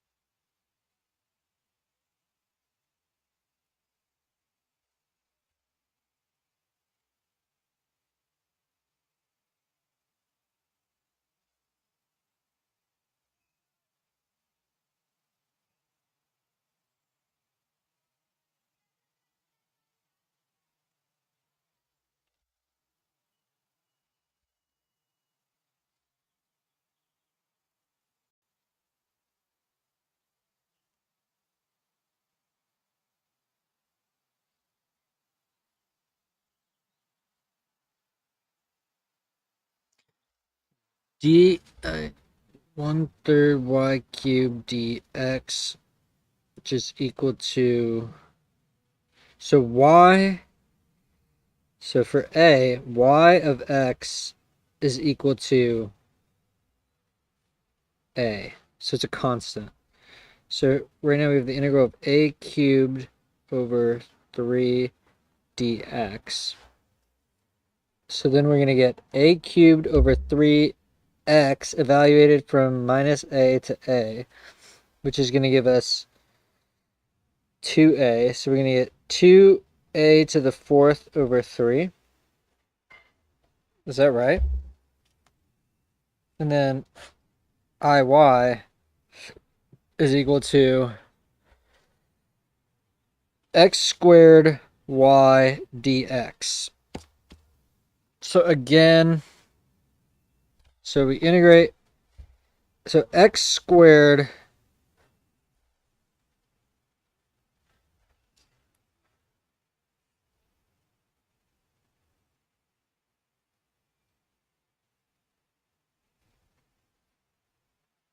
so y is equal to a. So we already know that y of x equals a. So then we can sub it in, and we get x squared a dx. So now we get the a integral x squared dx, and we get a times x cubed over 3 evaluated from minus a to a. So this should be 2a to the 3rd times a over 3. So we should get 2a to the 4th over 3. And I actually remember from yesterday that iy and ix were the same. So now j0, or jo, is equal to 4a to the 4th over 3. Bam!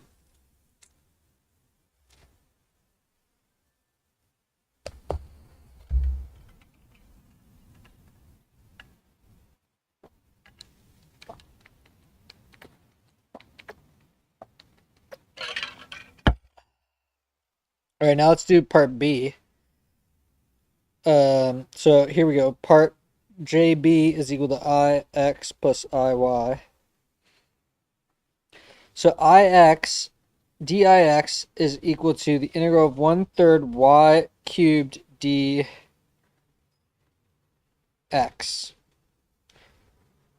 And y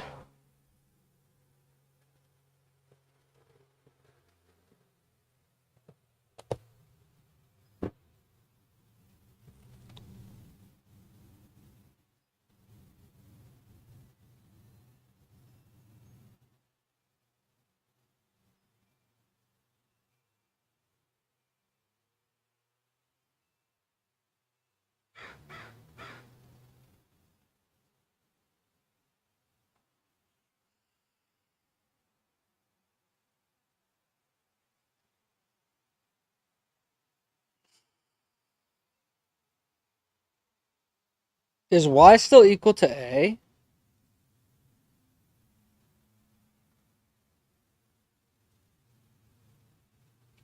No, because y varies. Wait.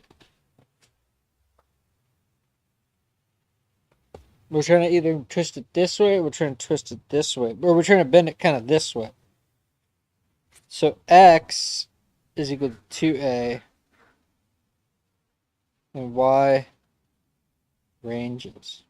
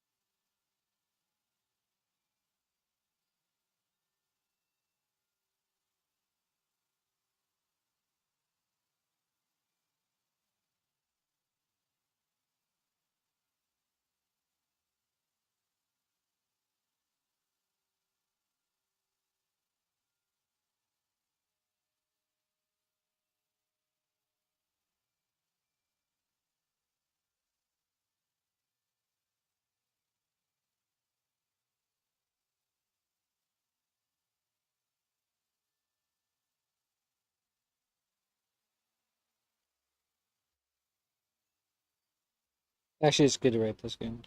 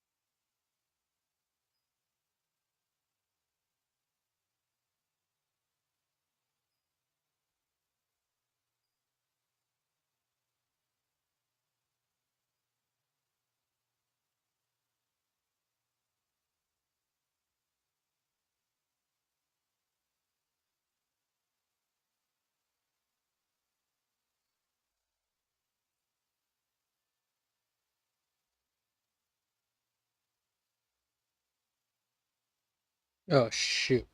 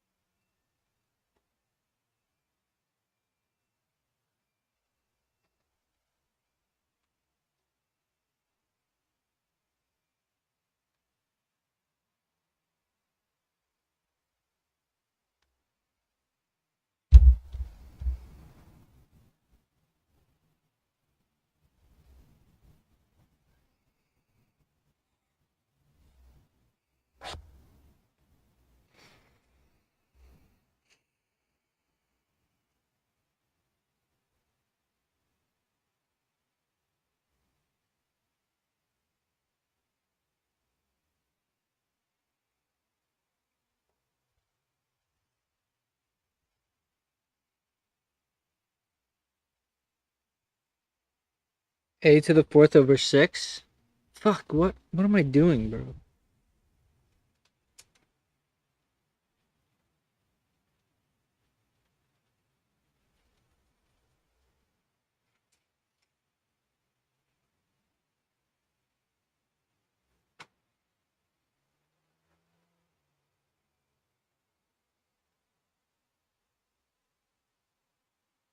Oh wait, yeah, that's right. Then we get A4 over, okay, yeah, never mind.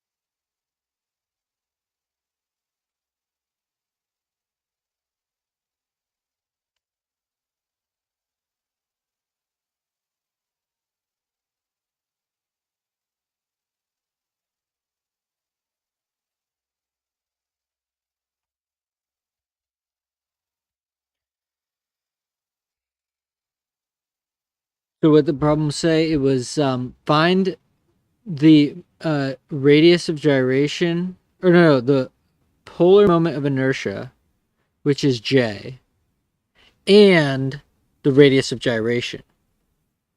The polar radius of gyration, which is this.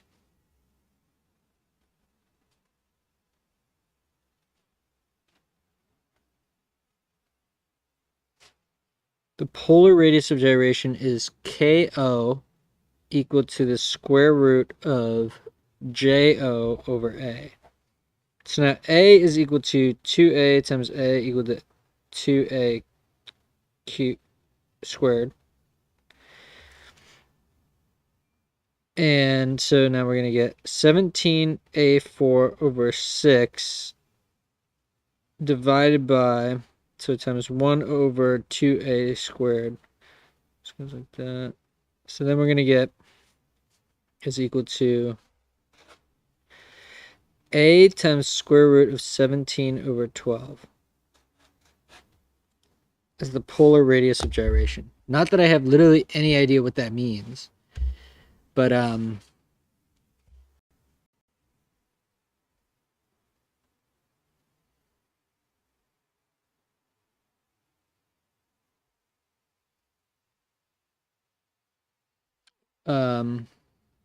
did it give me an answer? Nice. Okay, good. So this is called KO.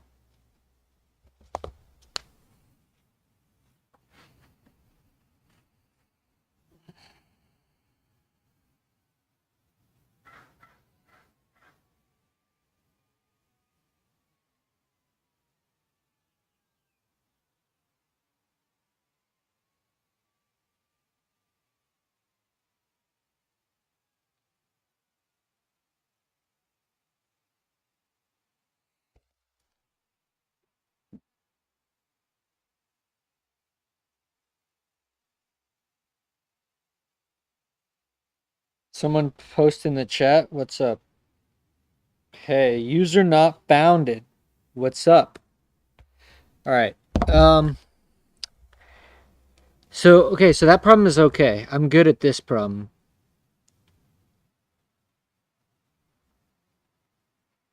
Dude, she would not give this in the exam, man. This one would be so annoying.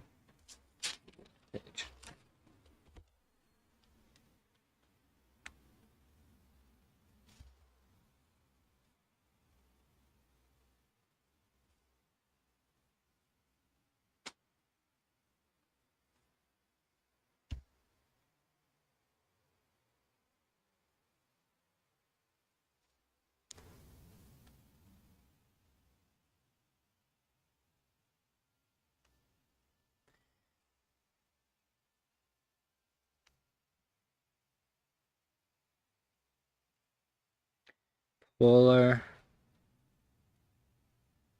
The polar moment of inertia. What is the polar moment of inertia?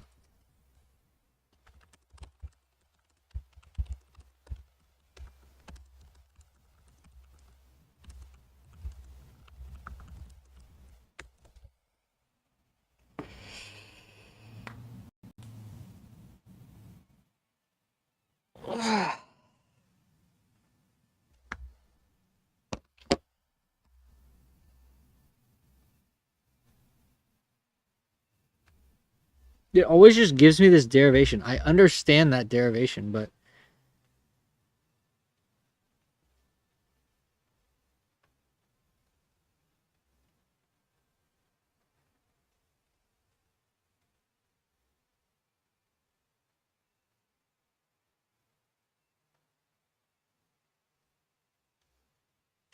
okay, it's a measure of how spread out the area is away from the point O in all radial directions. Okay. All right, that somewhat makes sense.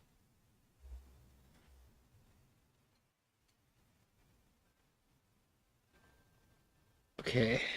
And what radius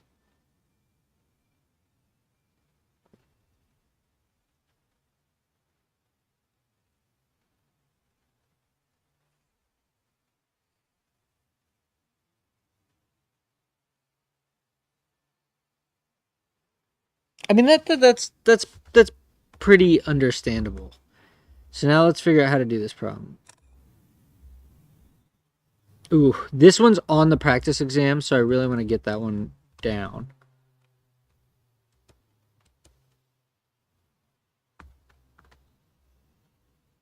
This one is nasty. I started spending so much time doing these, and it was like, I don't know what I was doing yesterday. I was like out of it or something, but that was messed up, man.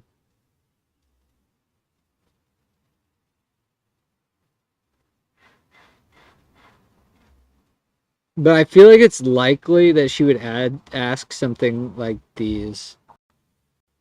So I do want to get them pretty good because parallel access theorem is pretty cool actually.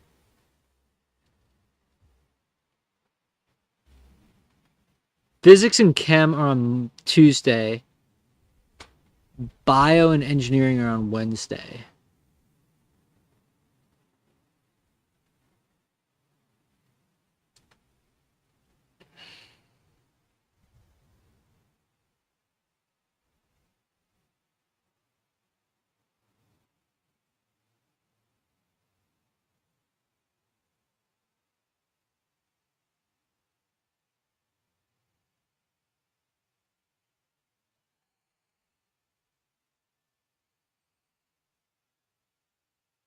Tomorrow's Monday.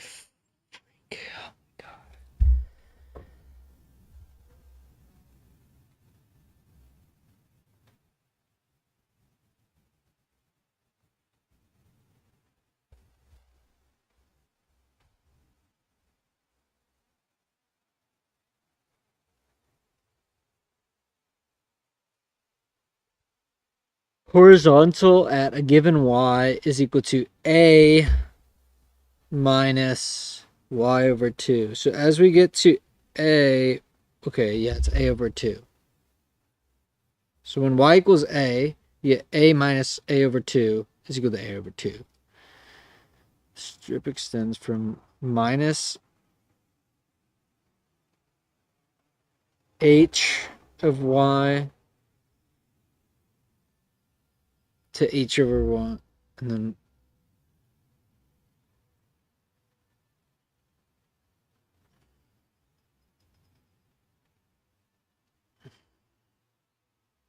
I think I gotta skip this one. This one is like so in the weeds. There's no way that we're gonna have to do polar moment of inertia of some crazy object. Yeah, like I think I'm gonna start to judge just kind of based on what her solutions have in it. Cause like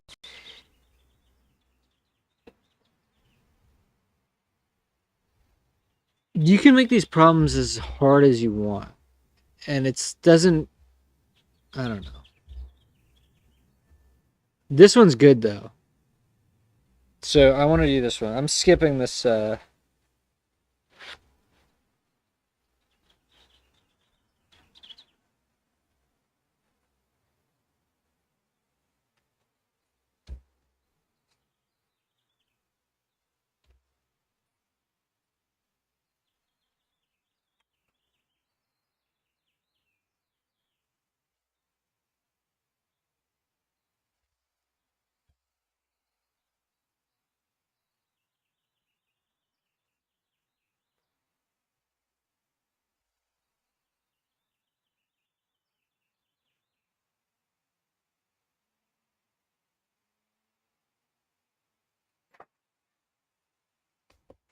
okay.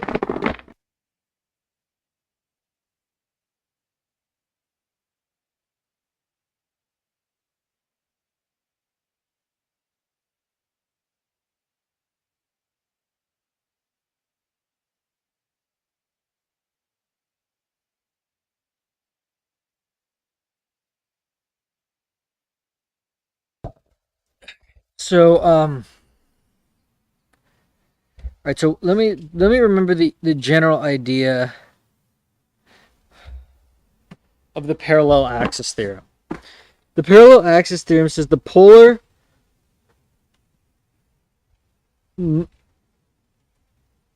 the polar moment of inertia about some point P is equal to the polar moment of inertia about the centroid plus the area of the object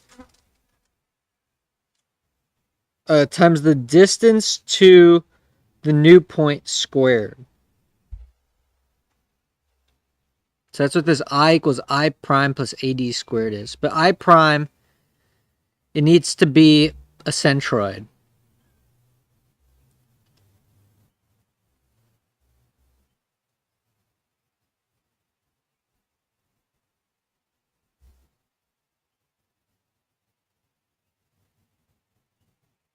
And so, determine the moment of inertia and the radius of gyration of the shaded area with respect to the x-axis. Okay, so first off, we're finding Ix. Okay, so we're gonna call this shape 1, this shape 2, and this shape 3.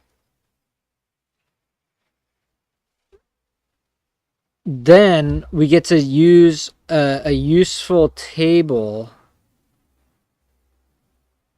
which is for a rectangle,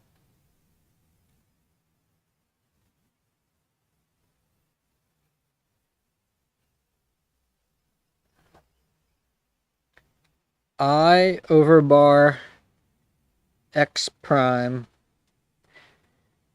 is equal to 1/12 BH3.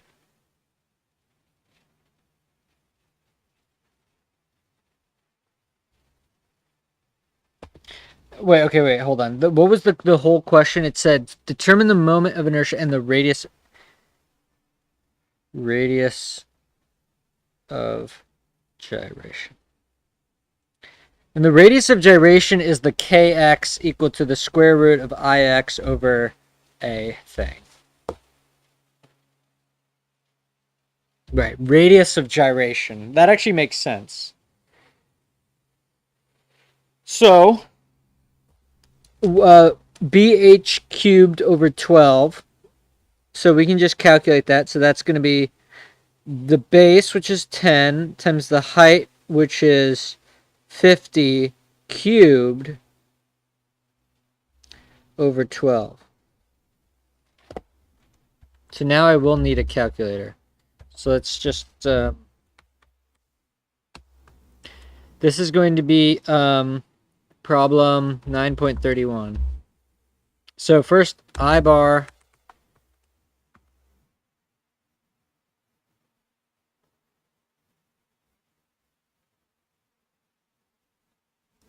So let's just do I1B. So the first shape, actually we'll call it not bar, but we'll call it C for centroid. So we'll say IX1C is equal to, so here we go, so we have B1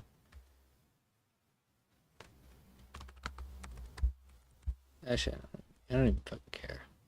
B1 equals 10, H1 equals 50.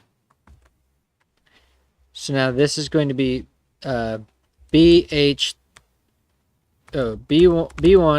H1 cubed over 12. Okay, good. Doesn't that look a little funky to you? Doesn't it look like it's cropped at the top? Crop top? Crop top? Okay.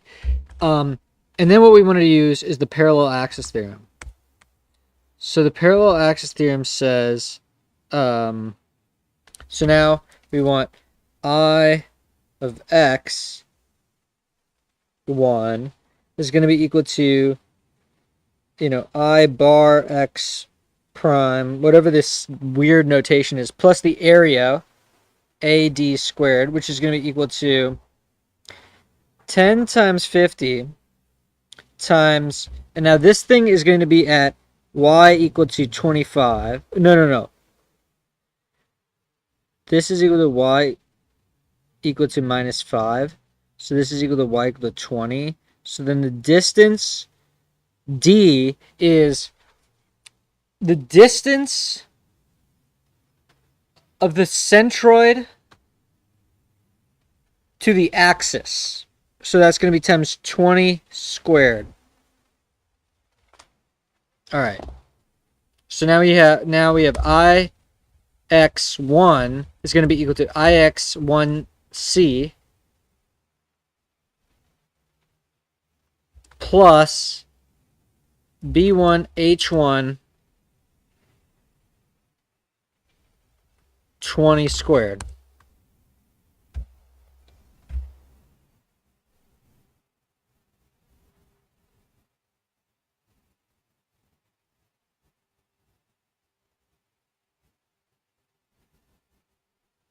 Now we do shape 2. So first off, I over bar x2c is going to be equal to, I'll just write c as a thing to remember that it's about the centroid. Is again 1/12 bh cubed is equal to, now this is going to be it's going to be 90 minus 20, so it's going to be 70 times the height, which is 10 cubed over 12. So ixc2 or ix2c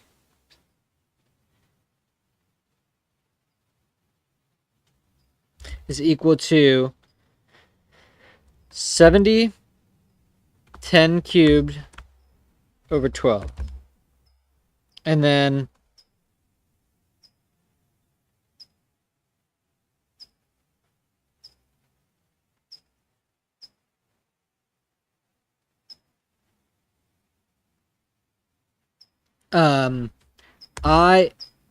ix2 is going to be equal to ix2c plus 70 times 10 times 0 squared.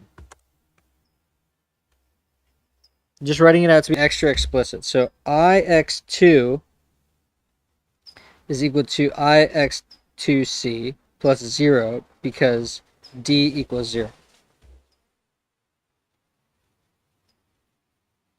Okay, now shape 3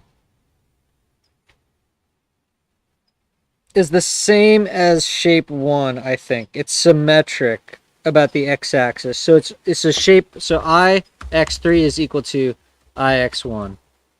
So now we can just say ix is equal to total. Does this take it?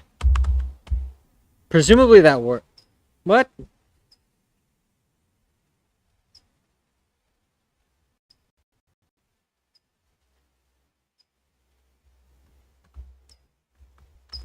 I guess you can't. Oh, wait, but what if I just did this?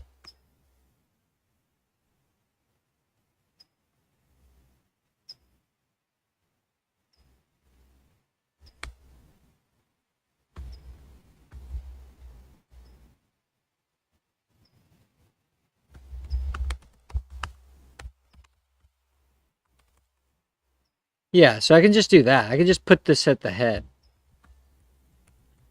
So, ix1, ix2, and ix3.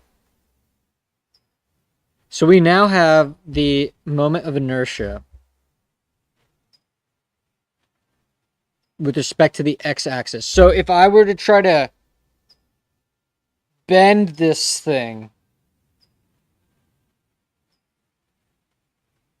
it would be harder to bend it.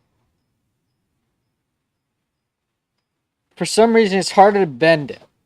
I don't really see that, but it is what it is.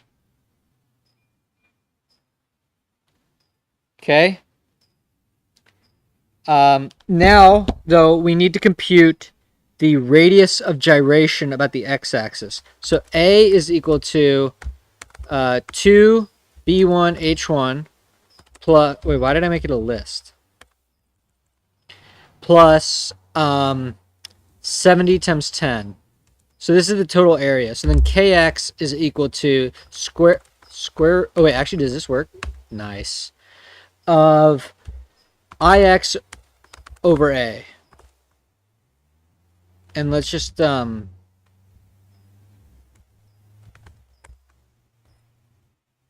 then we do Kx is equal to Ix, square root Ix over A equal to 19 millimeters.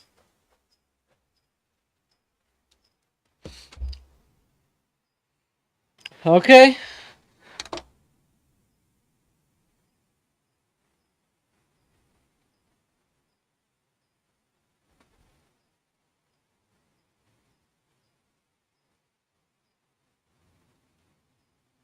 I love keeping things as rational numbers, dude.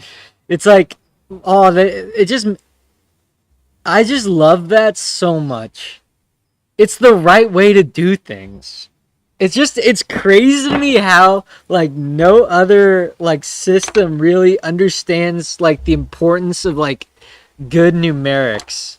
Like, give me your favorite compile language, and you know, and even Python, man, they just shell out to freaking like IEEE, bro. It's like, what the hell y'all doing, man? This is the way to do it. Delay as much as you possibly can. Keep it as symbolic as you possibly can, and then plug in some numbers. You get the, it's like, hold off on doing anything that renders a float until you really need the float. It's like, that should not be like that should be a mainstream way of looking at math on computers. Like in my electrostatics class, just E&M, like all of the problems, they were all symbols, and you could tell he had the same thought. It's like, people that just chug and plug numbers, you just don't get an understanding of things. And for statics, it's like, okay, yes, statics is just engineering. You're just the computations kind of blow up in size in a way that's not like deep or meaningful, really. I mean, maybe, but not to me. So whatever. What am I even fucking talking? It's just like a bunch of plugging and chugging. Um,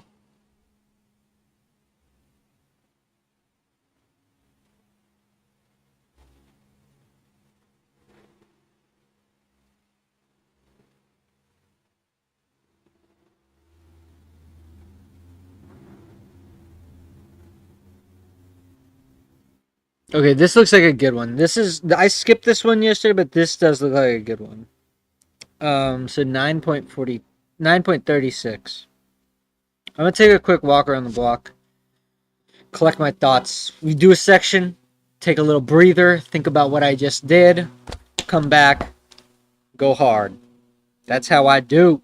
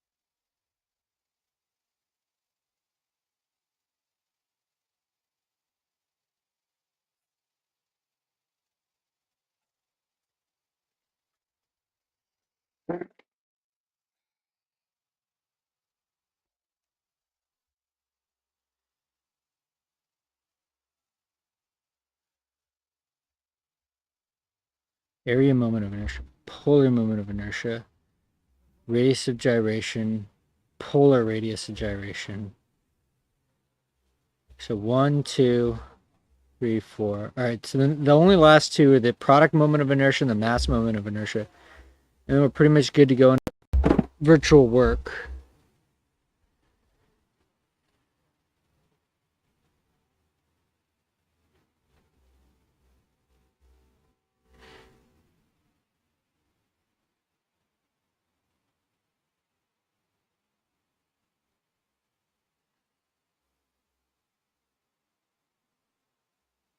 Okay, so we can model this as a rectangle and a semicircle.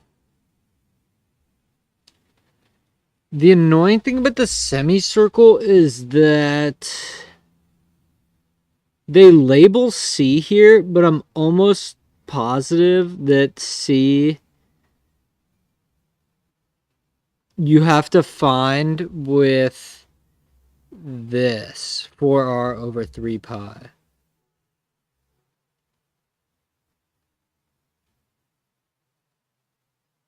Okay, let's do it. I feel like I know how to do this.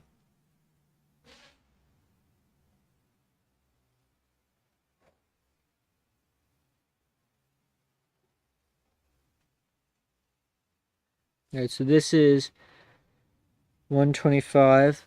This is 250. This is 75. And this is 125. All right, that's all the dimensions that we need. Find the moments of inertia. Okay, so find Ix and Iy. So the first thing we're going to do is, let's label these axes.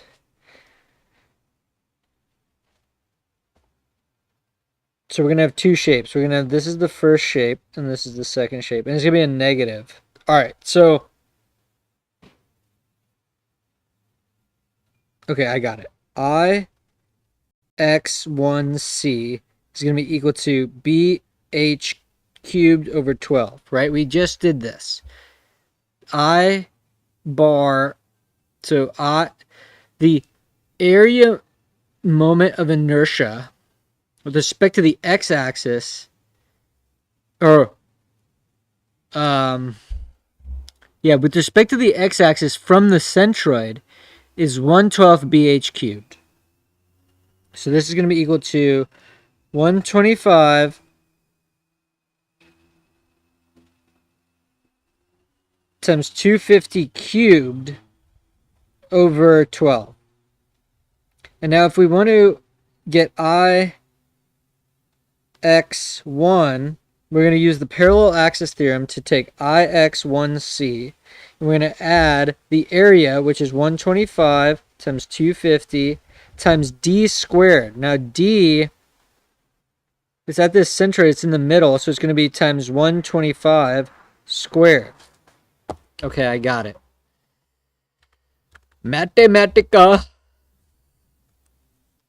Mathematica. Mathematica. One unmarketable tomato. Alright, so Ix1c is going to be equal to... Alright, let's do this. B1 is equal to 125. Actually, yeah, okay, fine. H1 is equal to 250. R is equal to 75.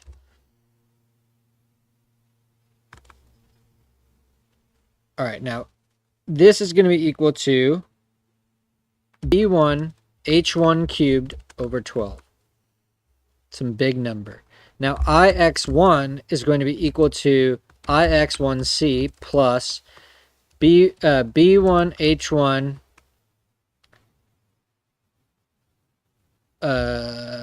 it's H1 over 2 squared. So we now have the X1 moment of inertia. now what we need to do is think about this.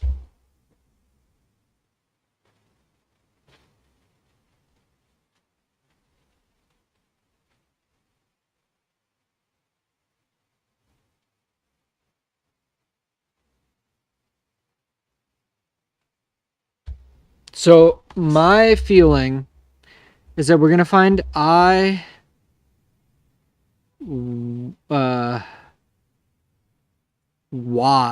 I mean, it's the same, so it doesn't matter. But the area moment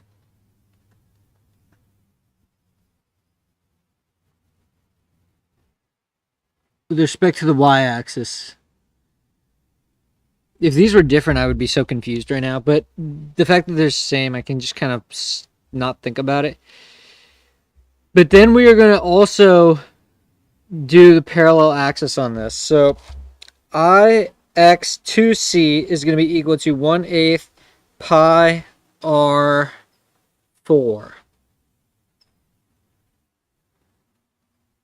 which is going to be equal to pi over 8 times 75 to the 4th power. ix2c is equal to pi over 8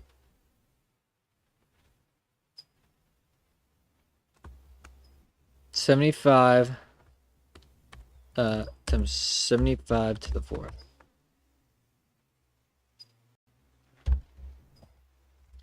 Now we want ix2 is equal to ix2c plus the area, which is going to be pi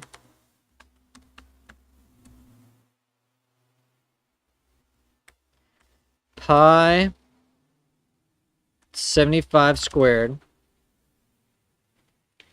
times d squared, which should be 125 squared.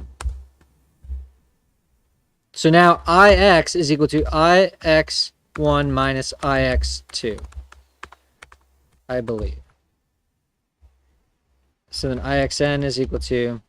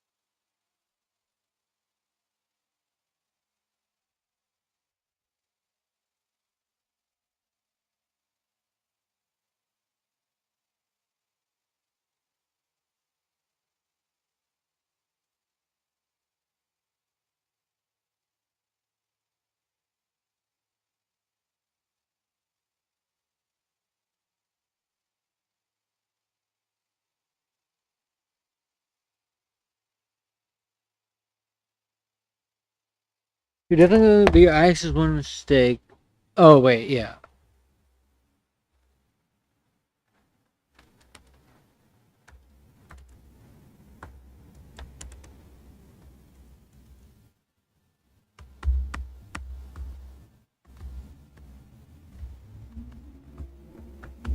Wait, they don't have a redo? What? I did undo and then it doesn't have a redo?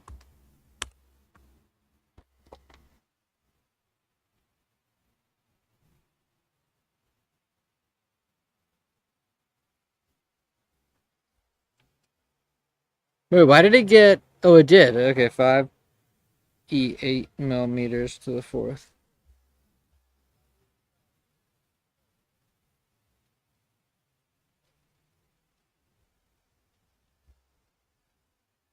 Nice.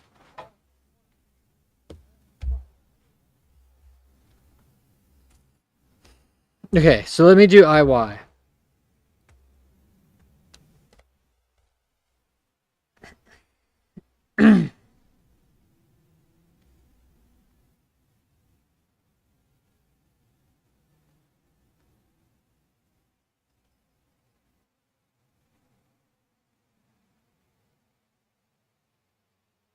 So IY1C is going to be B3H over 12, which is 125 cubed times 250 over 12.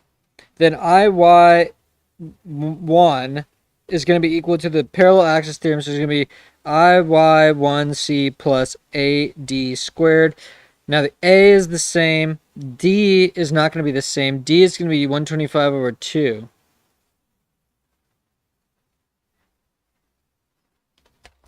Okay, let's do it. Okay, so IY1C is equal to B1 cubed H1 over 3 over 12. IY1 is equal to IY1C plus B1H1 125 times 125 over 2 squared. IY2C is equal to 1/8 pi 75 to the fourth. IY2 is equal to IY2C. IY is equal to IY1 minus IY2.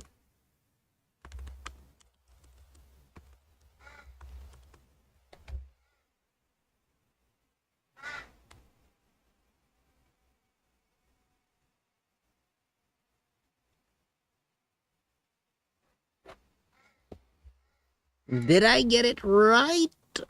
Nice. Okay, that makes me feel good that I can reason about these formulas a little bit.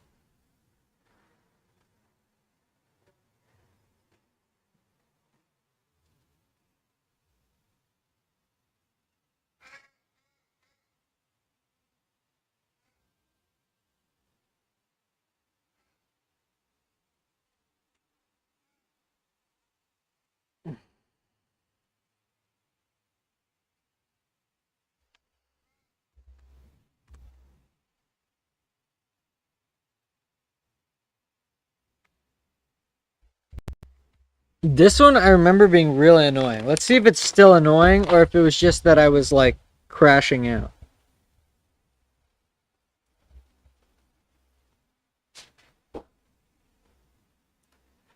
So this height is 28. This height is 42. This is 36. This is AB. And the problem is determine IX bar, IY bar.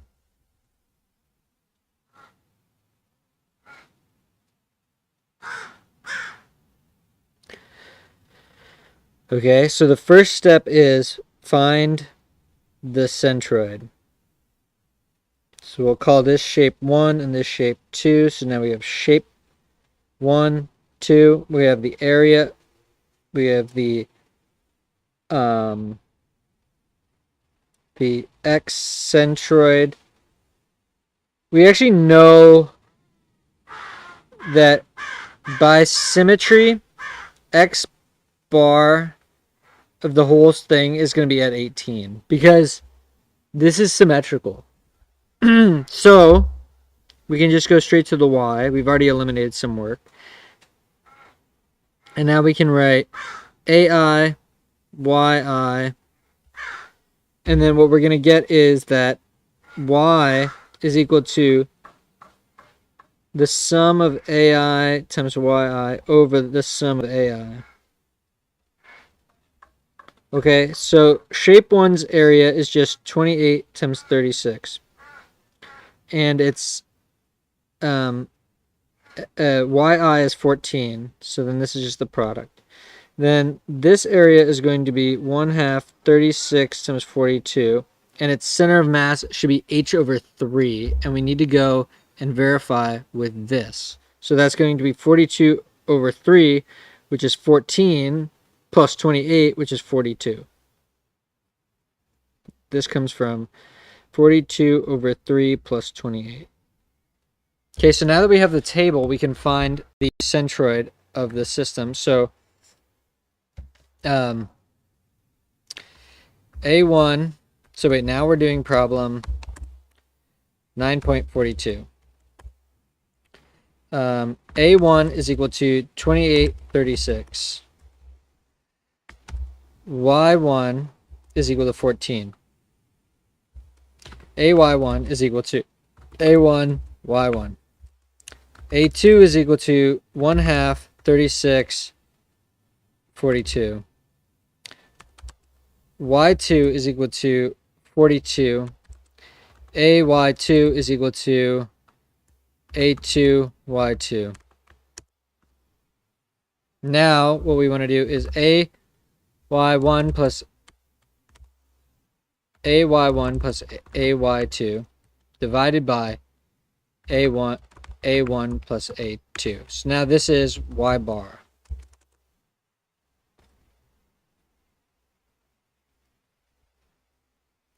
So we have now this important dimension that we need to figure out. So now we want to find IX1 or IY1C. So we have this centroid.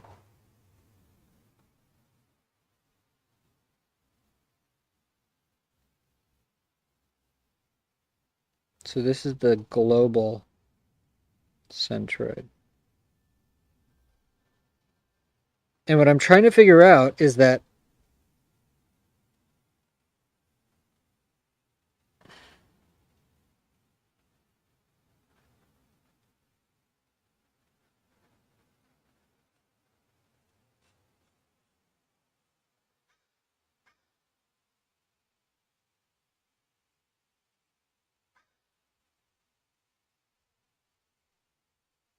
for now, I'm just going to go through all of it. So IX1C is equal to BH3 over 12, which is equal to 36 28 cubed over 12. Now, IX1 is going to be equal to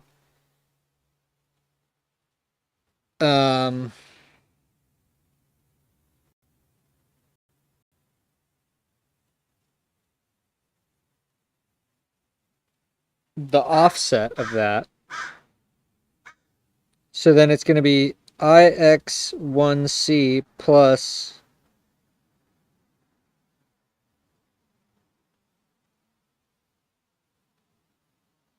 but it's the distance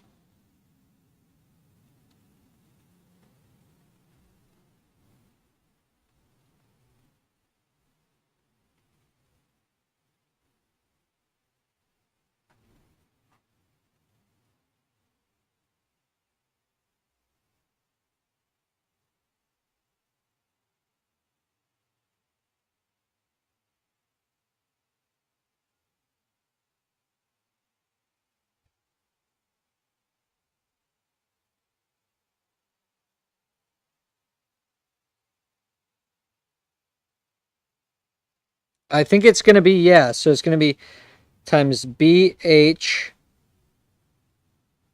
Then D is going to be the distance of, is going to be 26 minus 14 equal to 12.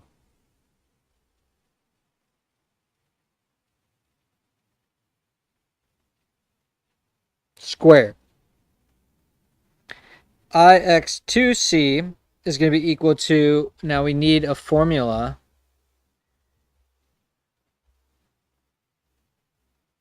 And this was tripping me out because why is there not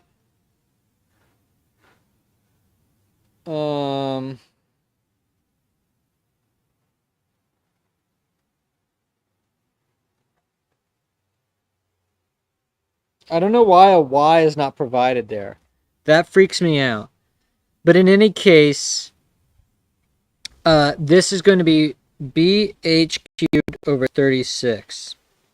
And then IX2 is going to be equal to, so that height is going to be at, so this centroid is at 42, right? 42. So then 42 minus 26 is equal to 16. So 16 is equal to D. So now we're going to get IX2C plus, A2 times 16 squared. All right, so I think at least X is right. So now we have IX1C is equal to, I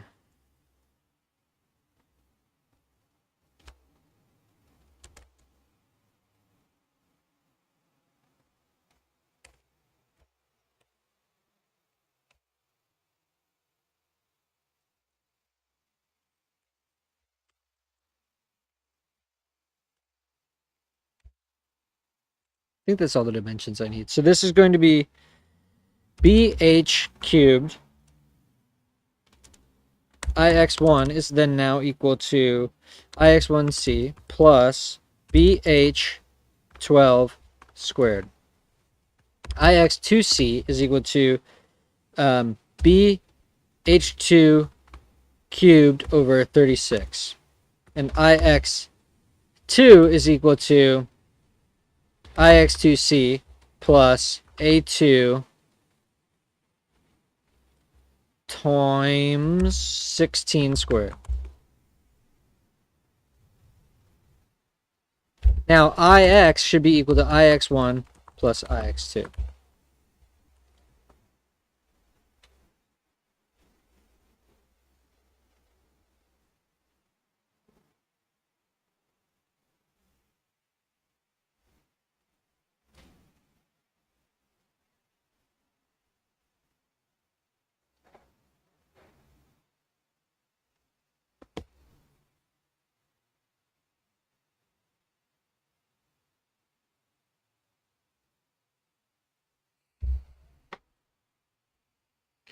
Now, luckily, this triangle isn't offset, because if it was, I'd be in hot water.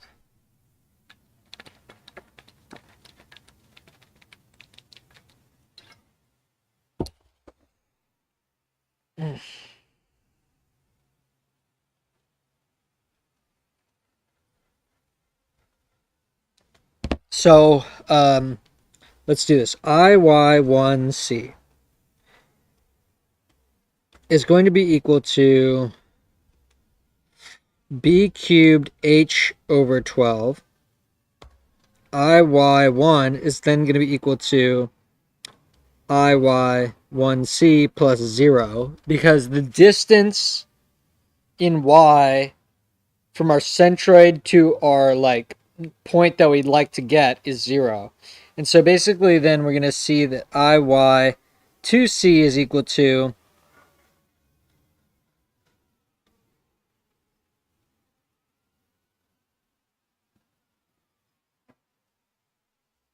so then now we hit a problem, because I don't know how to do this. Like, why didn't they give me this?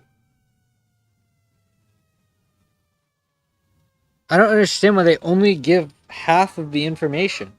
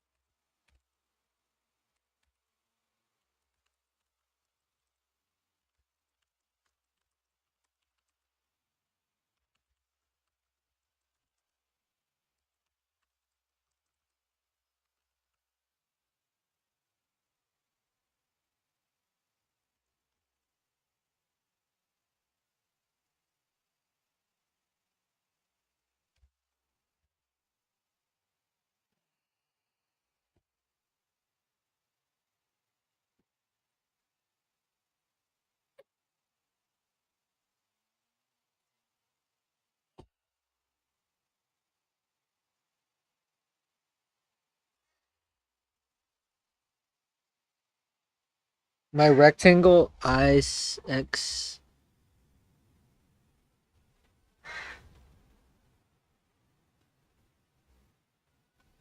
Oh yeah.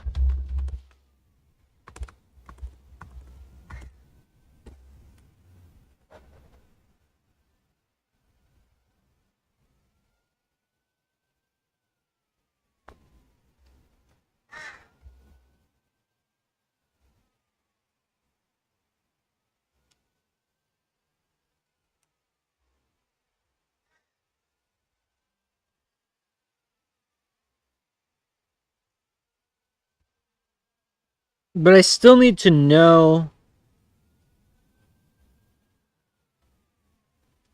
this. That's what pisses me off. Is I don't know how I'm supposed to get that.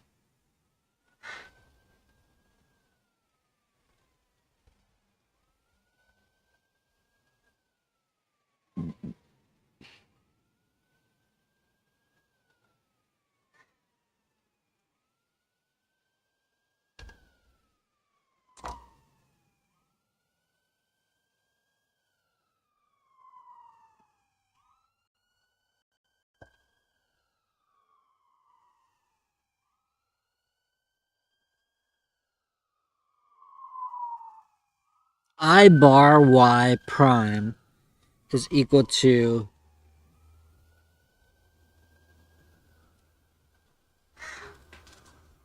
the centroidal vertical axis formula is b cubed h over 48.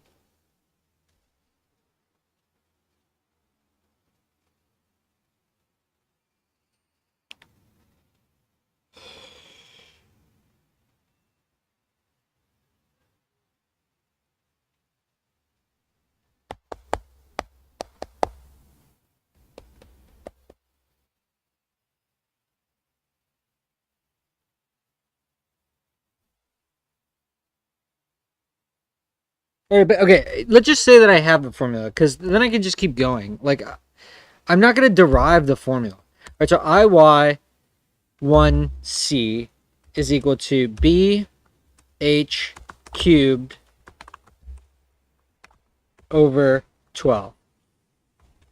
IY2C is equal to B3 over B3H2 over 48. So then IY is equal to IY1C plus IY2C.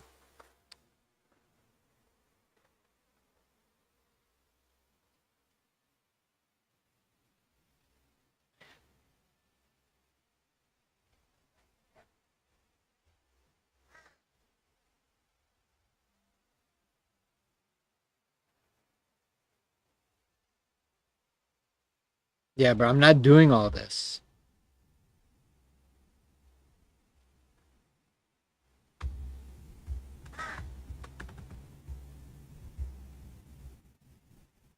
Wait. Um.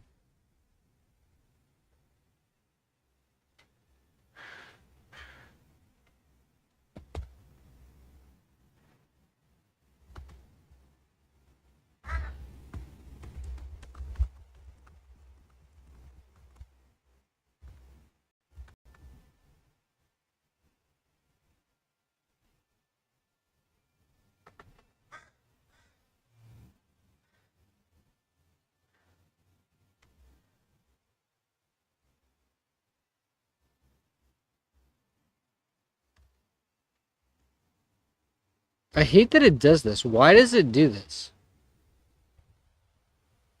Why is it doing that?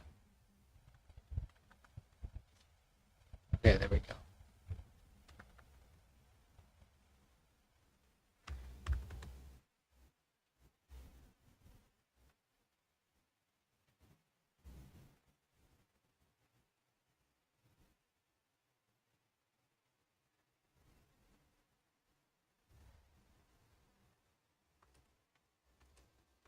What?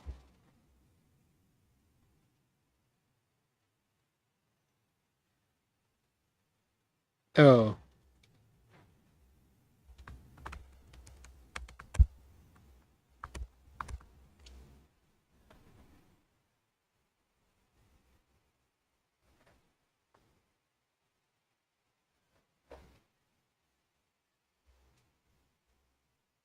All right, good. So I got the answer right. So I'm not going to do any more of these. So it's now time to go to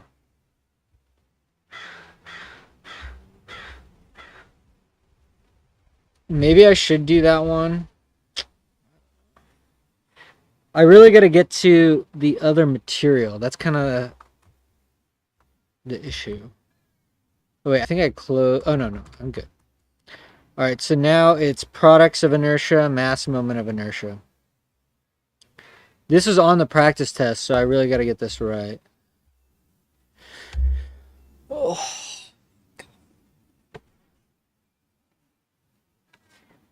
Oh.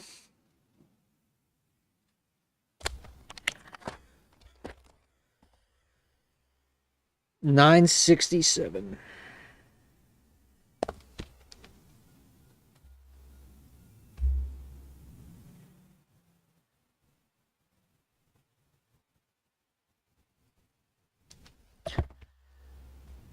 Determined by direct integration the product of inertia of the given area.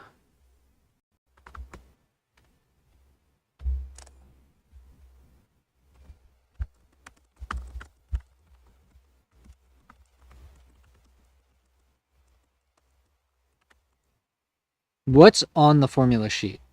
The formula sheet says that the product, it says the product moment of inertia.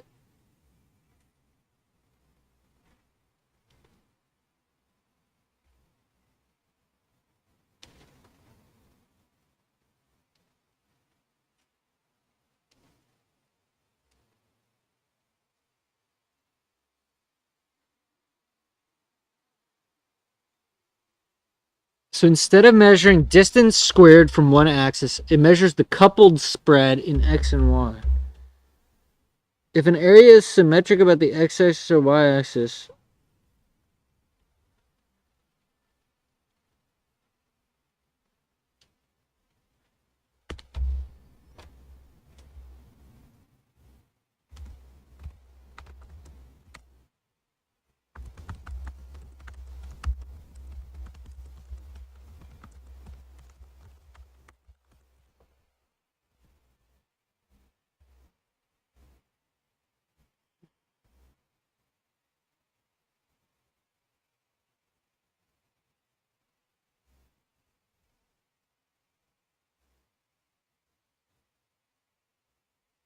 No, it's kind of like covariance. Oh, okay. Yeah.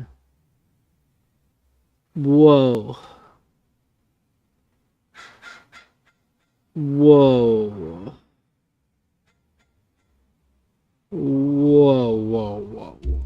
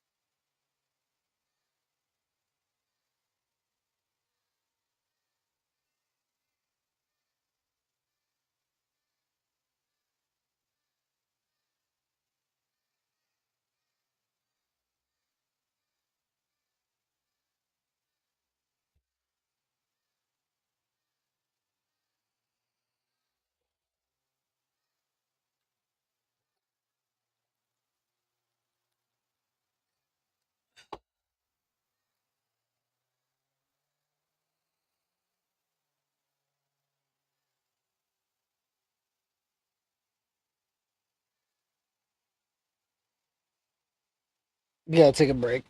This is frying my brain. I gotta clear my head.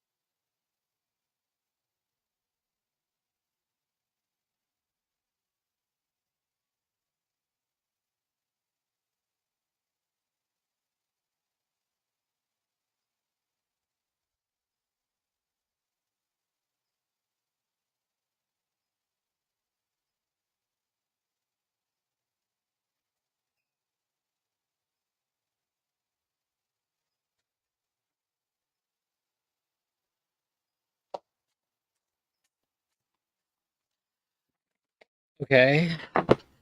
Let me try to do it.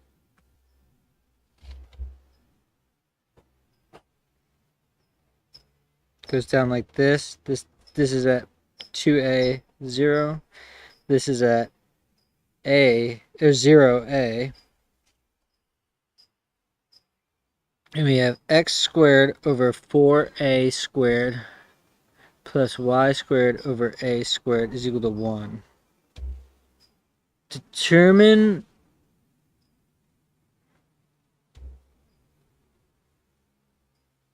product of inertia. Wait, determine by direct integration the product of inertia of a given area with respect to x and y.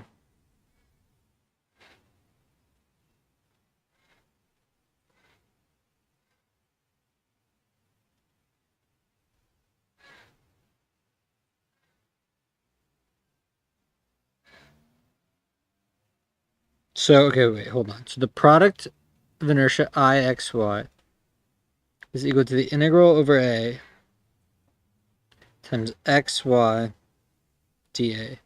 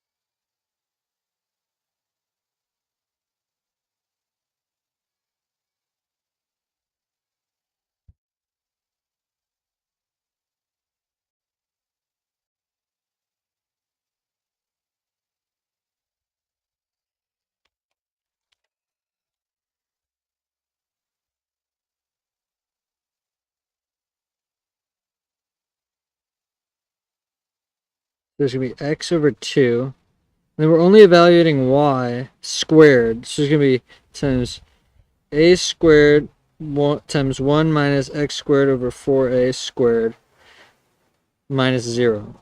Okay, now we integrate this from 0 to 2a dx. Right? So it's going to be a squared over 2x 1 minus x squared over 4a squared. So a squared x over 2 minus a squared x to the third over 8a squared. And then we integrate this. Is that it? Let me just see if I get it right. So then we're going to get a squared over 2, x squared over 2 from 2a, 0. So then we're going to get 2a squared minus 0, 1 half, or a squared over 4, a squared over 4 times 4a squared. 4's cancel, we get a to the 4th. And then here we're going to get minus a squared. Oh, wait, this cancels. So we're going to get 1 over 8. X to the 4th over 4, valued at 2a, or 0. So you're going to get 16a to the 4th over 32. So it's going to be a to the 4th minus a to the 4th over 2. Is that just a to the 4th over 2? Oh, let's go. Oh, let's go. That's IXY. Okay. All right, cool. So was that it? Is that the whole problem? Okay, so it's literally just, these things are just nasty integrals. But she probably won't ask that. She'll probably ask this one.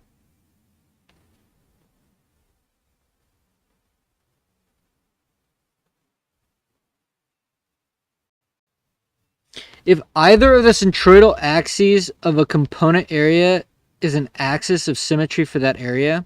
Wait. If either of the centroidal axes of a component area is an axis of symmetry for that area, the product of inertia I bar x prime y prime for that area is 0. So thus, I bar x prime y prime is 0 for component areas such as circles, semicircles, rectangles, and isosceles triangles, which possess an axis of symmetry parallel to one of the coordinate axes.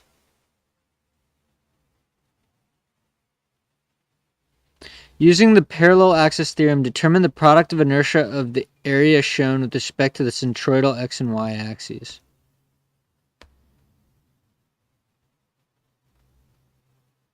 Okay, so now how do we do this? Does she walk through? She might have a problem with this one in it. Nope. I think this one. So let's do this one. Let's do 972, because then we can compare.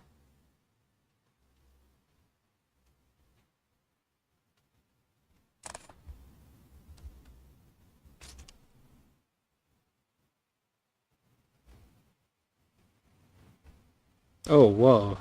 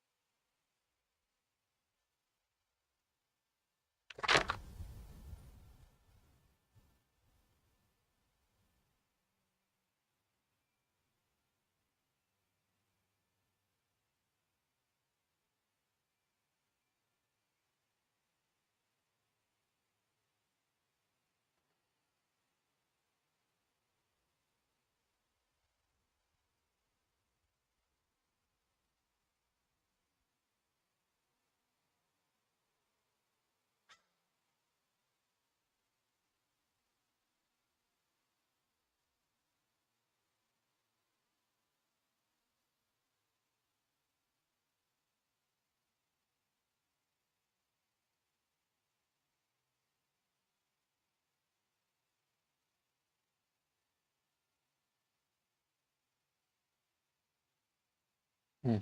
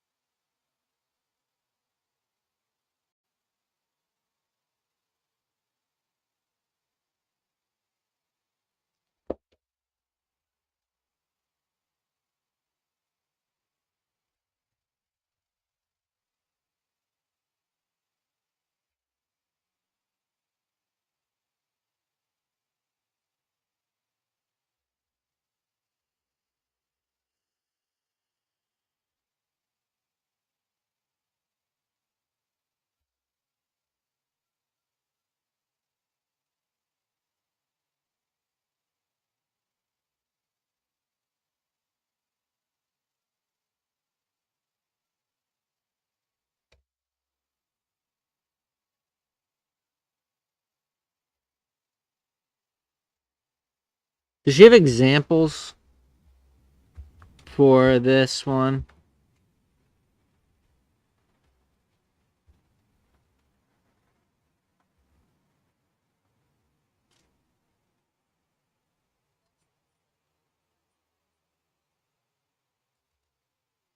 I think I'm gonna end it, take a shower, try to get back into it. I'm This material is not coming through to me.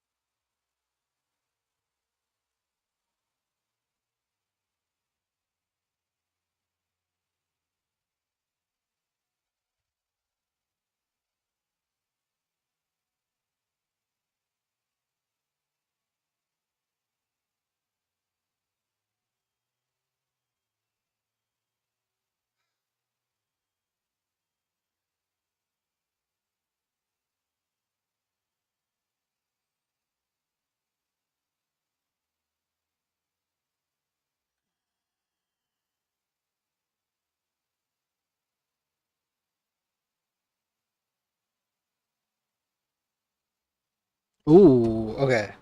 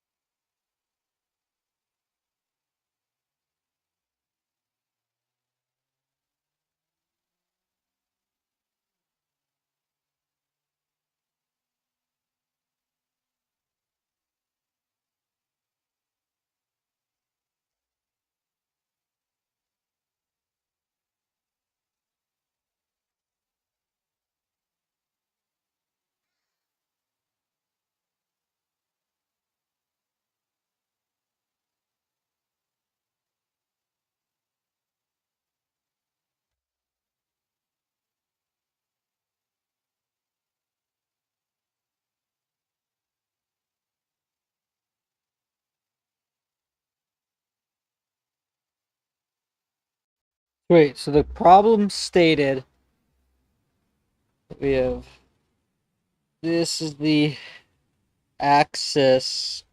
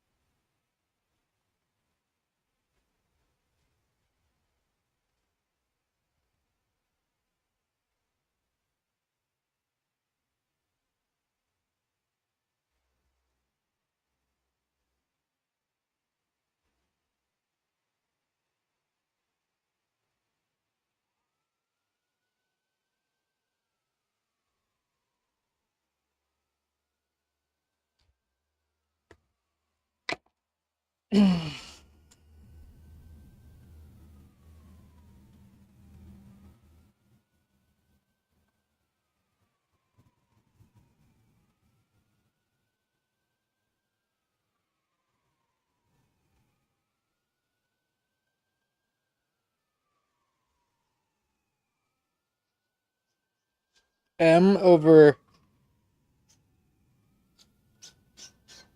A times the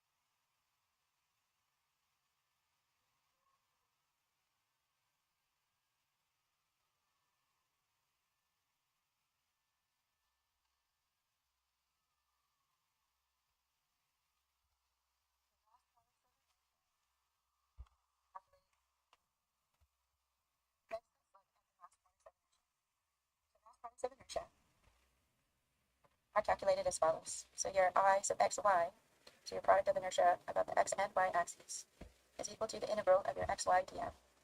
Product of inertia about the y and z axes is the integral of y and z dm.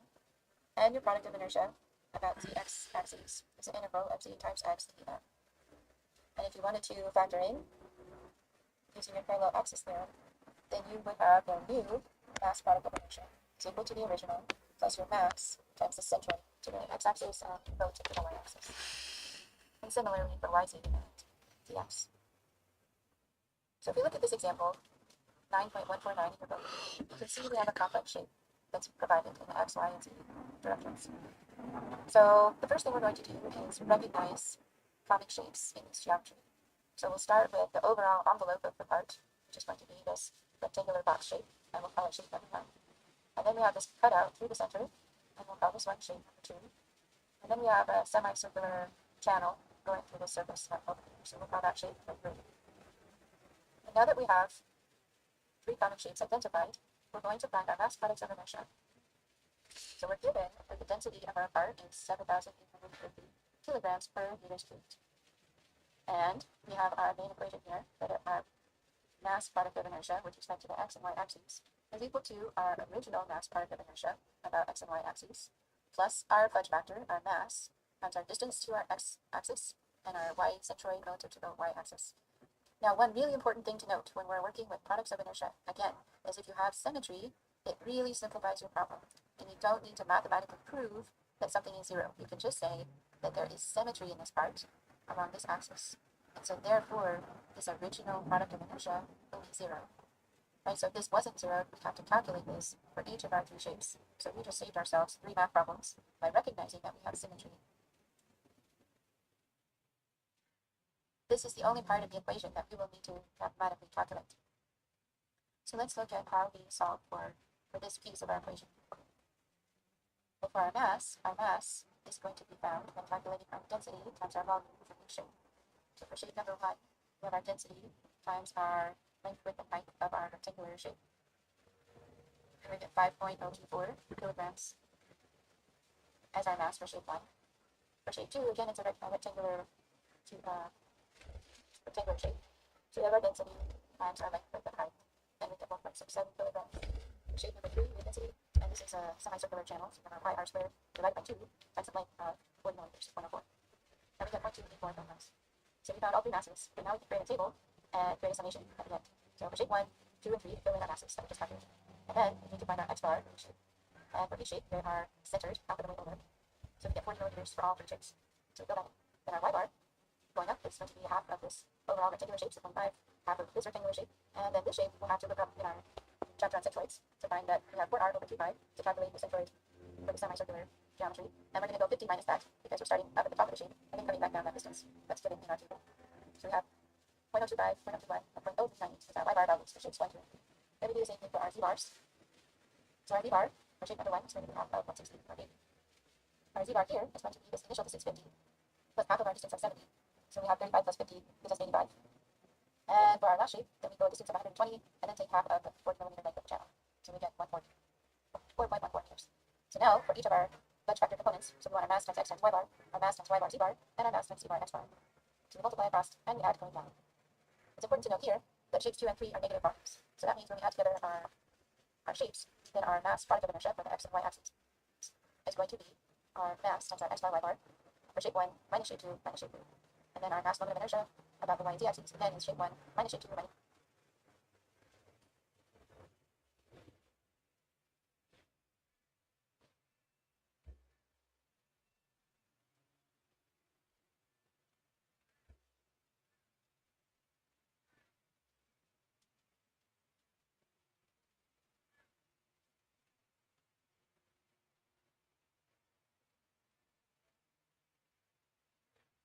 Shape 3, since they are voids in the part. And the same thing, our mass product of inertia for the z and x axes, we have shape 1 minus shape 2 minus shape 3. And here's our solution. Bro, okay, all right. I gotta go shower and figure something out because I'm gonna lose it.